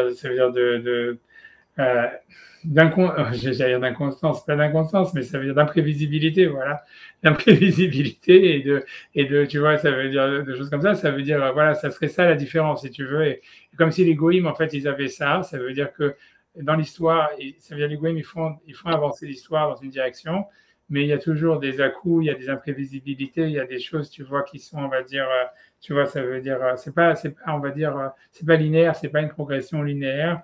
Voilà, alors que le peuple d'Israël, normalement, à la sortie d'Égypte, s'il avait tenu, ça veut dire sa fonction, sa vision, en fait, ils auraient dû avoir, tu vois, une vision comme un taureau qui trace un sillon où c'est tout droit, tu vois, ça veut dire, et ça va si tu veux, on amène le Mashiach très vite, tu vois, ça veut dire, on va en Israël, on construit le Beth Amikdash, tout ça, et tout se passe bien, et voilà, quoi.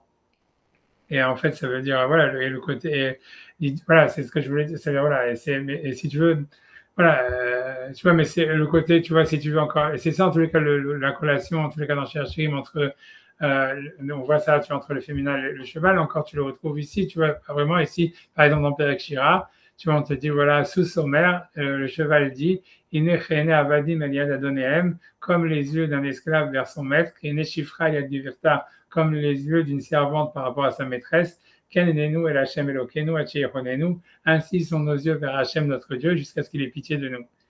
Et tu vois, ça veut dire, l'idée, tu vois, alors j'en sais rien, tu vois, mais c'est vrai que quand tu regardes les yeux d'un cheval, souvent tu vois qu'il a cette tête-là, tu vois, ça veut dire, tu vois, ça veut dire qu'il est, tu vois, suppliant, etc., ou j'en sais rien, je sais pas si vous avez déjà vu, mais en tous les cas, ça veut dire, mais surtout quand ça dépend du cheval, non? J'en ai peur un peu, mais... Ça dépend si on lui a mangé, ouais, je sais, ouais, il va y avoir des chevaux un petit peu difficiles. En tout cas, j'en sais rien, en tout cas, voilà. Je sais pas, mais en tout cas, pour revenir à l'histoire, voilà, aujourd'hui, on n'a toujours pas avancé, mais c'est pas grave. Et la prochaine fois, on avance, au moins, on a pris la décision d'avancer. Mais ce que je voulais dire, tu vois, c'est que, j'en sais rien, ça veut dire qu'a priori, je vois, il y a une opposition qui est mise entre le cheval et le char. Et comme eux étant, tu vois, des locomotives, en tous les cas, le point commun, c'est des locomotives, c'est eux qui, tu vois, qui créent des dynamiques. Voilà, ça serait ça l'idée. C'est deux manières de créer des dynamiques en tous les cas. Et voilà. Et après ça, tu vois, maintenant, je sais pas, pour revenir à notre midrash sur lequel on était avec le taureau et le bélier, le taureau versus le cheval et l'éléphant. Tu vois, ça veut dire, voilà, je comprends qu'entre le cheval et le taureau, il y a quelque chose. Ça veut dire il y a une opposition, il y a toujours une mise. Tu vois, on voit, comme on voit Adiachir Moshe, ou Israël, Sous Paro, etc. Donc, on voit une opposition entre le cheval et le taureau. Entre l'éléphant et le bélier, tu vois, ça, tu vois vraiment, tu vois, et tu vois, je sais pas, tu vois. Je pense qu'il faudrait chercher le rapport, à mon avis, à la maternité, tu vois. Je pense que tu vois, parce que le talé, on a vraiment l'impression que tu vois que c'est vraiment l'agneau, c'est toujours celui qui est lié à sa mère, tous ces trucs-là, etc., quelque chose comme ça, tu vois. Moi, c'est ce que j'ai l'impression. Tu vois, en tout cas, le short et ça veut dire, voilà, le short et le taureau et comment dire, le bélier, c'est des mammifères et tout ça, et des animaux domestiques, alors qu'en fait, les chevaux et les éléphants, même s'ils peuvent être domestiqués, on a l'impression, ok, c'est aussi des mammifères, mais tu vois, ça veut dire, je sais pas, le vibe, tu vois, j'essaie de réfléchir comme ça, quoi, si tu veux, la vibe qu'on a, c'est pas, tu vois, on sent des animaux quand même plus, on va dire, plus, tu vois, plus fougueux, qui peuvent avoir plus d'animaux, quoi, guerriers, quoi, qui peuvent être utilisés comme des armes, quoi. Ça veut dire, on peut pas utiliser un bélier ou ça veut dire même, tu vois, surtout un talet. Un talet, c'est vraiment un petit bélier, quoi, de 1 an, hein, ou un bœuf, tu vois, vraiment comme des armes de guerre, quoi. Tu vois, tu vois, alors que des éléphants et des chevaux, tu vois, ça va plus fou. J'en sais rien, honnêtement, j'en sais rien. Je sais pas si c'est pour vous citer ce mirage qui parle des. Le principal, c'est que la Torah a été donnée dans le mois des Gémeaux, et que, voilà, et que le Midrash, il parle de ça. Et à mon avis, c'est Yaakov et Esav, et c'est lié avec David Améler qui est né, tu vois, à cette période-là. Je pense que, voilà, en fait, tu vois, je pense que David Améler, c'était lui, il était et Yaakov et Esav lui-même, tu vois, et qu'il y a cette humilité en lui-même. On voit ça, tu vois, c'est d'un côté, on sent qu'il est capable tu vois, d'action assez un peu, tu vois, voilà, ou violente, quoi, on va dire, etc. Et que d'un autre côté, tu vois, il a en lui, tu vois, une grande piété, tu vois, une grande volonté de justice, tu vois, de justice, de proximité à Hachem, de spiritualité. Et je pense que voilà, que ça veut dire quoi qu'il en soit, je pense que en tout cas, c'est dans cette gémillarité que la Torah, elle prend son sens, quoi. C'est ce que j'avais voulu dire. C'est pour ça que c'est dans la même relation qu'il y a avec Pourim, mais c'est ce que le Maral, on peut expliquer dans le Maral, que les fêtes qui vont rester, c'est Pourim et Yom Kippour, c'est parce qu'il y a ce renversement. Et peut-être, tu vois, ce renversement, elle existe aussi dans la Torah où on transforme le positif ou le négatif en positif ou quelque chose comme ça. Mm. On change des trucs. Ouais. Ça, je sais pas pourquoi je vous ai dit ce cours-là, honnêtement. La semaine prochaine, d'ailleurs, j'aime vraiment comment on refait. On commence à partir de le Maaseh Bereshit et ça y est. Ça, c'était un dernier cours pour Shavuot. Pourquoi, voilà. Chez nous, on a encore aujourd'hui le dernier jour, on fait pas de Tachanoun encore. Ça, c'est que à l'extérieur d'Israël. Je sais pas, c'est le minag marocain, c'est le minag C'est quoi comme ménag? parce que tu vois, ça veut dire ça veut dire marqué qu'en fait, tu vois, Shavuot, ça durait en fait, ça dure 15 jours, mais en fait, comme dans toutes les fêtes de pèlerinage, en fait, tout le monde devait apporter des corbanotes.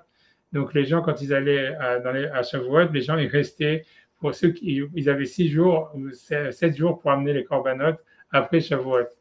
Et donc ça paradis, mais ils font pas de manière générale, ils font pas Tachanoun, même le Rama il dit on fait pas Tachanoun jusqu'au 12 Sivan. Ça veut dire alors, ça veut dire jusqu'au 12 Sivan, c'est normal parce que ça fait le 6, le 7, le 8, le 9, le 10, le 11 et le 12. Ça fait 16 jours.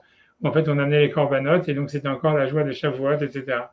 Mais là où c'est un chidouche, que c'est vraiment, c'est le minag, en fait, que c'est les rabbanim vraiment du Maghreb, etc. Ils ont dit oui, mais comme en fait à l'extérieur d'Israël, en fait, Shavuot, on ne sait pas si c'est le 6 ou le 7. Donc même le 13. Le 13, on ne fait pas de Hanou. Alors, ouais. Donc en fait, ça reste, on est encore dans la Simcha de Shavuot jusqu'à aujourd'hui. Et les 2 prochaines semaines, je serai en Corée. Donc, comme c'est complètement des horaires différentes, mais je suis désolée, du coup, je ne pourrai pas lundi prochain et lundi d'après.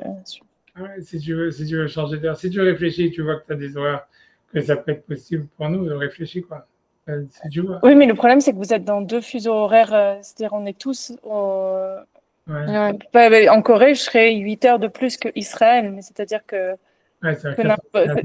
par exemple, j'ai pas vu de moment, peut-être hier, mais je vois par exemple 8 heures du soir en Israël, ça fait 4 heures du matin en Corée. Ça marchera pas. Ça marchera pas pour nous 3 ensemble. Enfin, ça peut marcher pour. Ok. Ouais. Ok, voilà.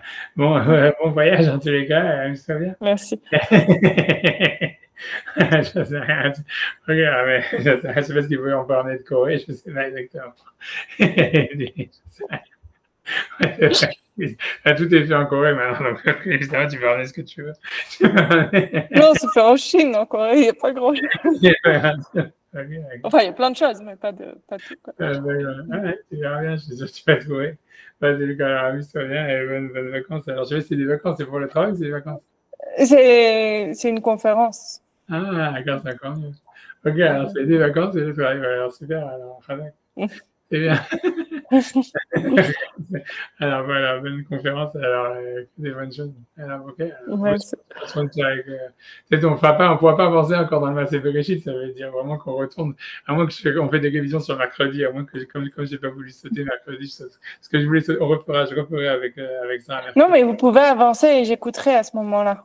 Ok, on verra. Je veux pas. Hein? Je suis sûre que je peux trouver des questions ou des sujets, sinon. D'accord, ok, alors cherche, je vais arrêter 2 semaines. On va avancer après. Après, on avance. Je suis désolé d'avoir cette partie. Je me disais, je ne sais pas pourquoi c'est sorti sur ça. Je sais, c'est un lien. Non, c'était bien, parce qu'on n'a pas fait sur Shavuot. Oui, je m'étais dit avant, finalement, on n'a pas fait Shavuot juste avant. Et... Voilà. Je vous laisse tranquille parce que je dois prendre l'appel. Je suis désolé. Merci beaucoup. Au revoir. Au revoir. Je ne sais pas comment aller.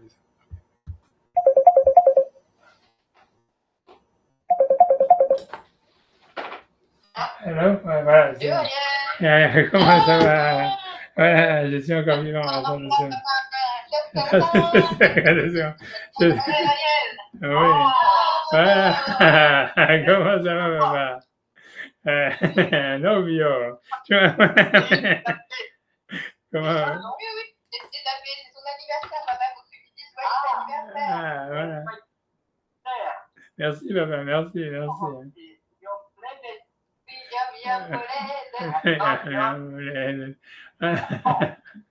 Comment? 54 ans, exactement, voilà. Voilà. Tout va bien? Tout le monde va très bien, tout le monde va bien. Tout se passe rien. Ici, tout va très bien. Il n'y a rien à signaler. C'est le calme plat. Tout va très bien, vraiment dans le meilleur des mondes pour l'instant. Je veux t'envoyer si tu veux à quoi le PC d'Argamon. Si tu veux, je peux essayer de t'envoyer des photos. Attends, je sais pas, attends, je sais comment, attends, une seconde. Je vais essayer d'envoyer des photos de Rachel à l'armée. Une seconde, si j'ai. Attends, mais pour après, tu vas les montrer. Attends, 2 secondes. Je les envoie. Attends, 2 secondes. Comment je fais pour les envoyer? Je vais trouver. Une seconde. J'arrive. Parce que c'est la seule chose, tu vois. Sinon, à part ça, il n'y a rien qui se passe. J'ai rien à montrer comme, tu vois, comme chose extraordinaire qui se passe ici. Ici, tout va très bien. Et je suis très content d'ailleurs que tout se passe très bien et que rien n'arrive. Tu vois, j'ai l'impression que là-bas, ici, j'ai compris. Attends 2 secondes. C'est une catastrophe. Je sais. Et bon, attends 2 secondes. Déjà, ouais. Non, mais c'est pas ça, c'est parce qu'en fait, comme je suis en train de charger le téléphone. Aïe, en plus. Je te le tiens comme ça. Ouais, je t'ai envoyé une photo de Rachel. C'est quoi comme ça s'appelle, quoi? Je sais pas. Quelle est la sagesse du jour? La sagesse du jour, je sais pas, c'est. Laisse-moi réfléchir à la sagesse du jour. Hein, quel est le proverbe qui convient le mieux? Tu as 57 ans ou 54 ans. 54 ans. Je sais pas. Quel est le proverbe? Je sais pas. Je réfléchis. C'est très difficile. Hein, quel est le proverbe? On dit à 50 ans, Ben Khamisha, je pense Ben Khamishim la Etsa. Ça veut dire, on dit que quand on a 50 ans, Khamishim la Etsa. C'est-à-dire que quand on a 50 ans, c'est là où on peut donner des conseils, je crois. C'est comme ça, hein. Je pense que c'est je pense. Qu'à 50 ans, jusqu'à 50 ans, tu peux commencer à donner des conseils. Voilà, pendant la cinquantaine, c'est. Les harissa. Les Etsa, pas l'harissa. L'harissa, c'est l'harissa. C'est la. C'est voilà. les arabes. L'harissa, voilà. Non, c'est la Etsa. La Etsa. On te souhaite beaucoup d'années. Amen, merci. De présence et de bonne santé. Amen. Et tes enfants seront mariés. Amen. Voilà, je sais quand ça date hébraïque, parce qu'aujourd'hui c'est la date française. La date hébraïque, c'est jeudi, c'est ce jeudi normalement, c'est le 16 Sivan. Là, je pense qu'on est le 13. Ouais, je t'ai envoyé la Mishnah aussi dans Pirkei Avot qui dit sur les âges de la vie à 50 ans, voilà, donc comme ça tu pourras la voir, la traduction en anglais aussi. Voilà, tu peux la trouver sur le Petach Eliyahu aussi, traduit en français aussi. Mais bon, même, tu peux même traduire en bref, je sais pas, et tu as des photos de Rachel à l'armée qui sont assez extraordinaires. Tu vas les montrer à papa. Tu vois, non, ok, je vais les montrer à papa. Ok, regarde, il va partir, toi aussi, il va partir. Tout à l'heure, tu m'as appelé, nous on était à la Fondation Pinot avec Olivier. Ah, c'est quoi la Fondation Pinot? Je connais pas, c'est où, c'est quoi? Tu n'as pas été voir déjà, toi, ouais. du commerce. Ouais, je me rappelle, où il y a des faux pigeons, un truc comme ça, il n'y avait pas une histoire comme ça. Il n'y avait pas des faux pigeons, nous, quand on y a été, parce qu'il n'y a pas de collection permanente. Ouais, c'est ça change. Il y avait une collection qui bouge, en fait. Donc, nous, c'était porté sur le thème, c'était l'âme et le corps. Ah, je sais, ok. Et donc, ça parlait beaucoup aussi d'artistes qui avaient dénoncé la situation des Noirs, des Noirs, en Amérique. Ouais, en Amérique, voilà, blablabla. C'était un peu ça la thématique, quoi. Ok. Mais c'était sympa parce que nous, on n'avait jamais été, donc le lieu, il est quand même assez incroyable, quoi. Ouais, non, c'est vrai. Ouais, non, c'est intéressant. Oui, c'est un musée. Papa, je t'ai montré les vidéos tout à l'heure.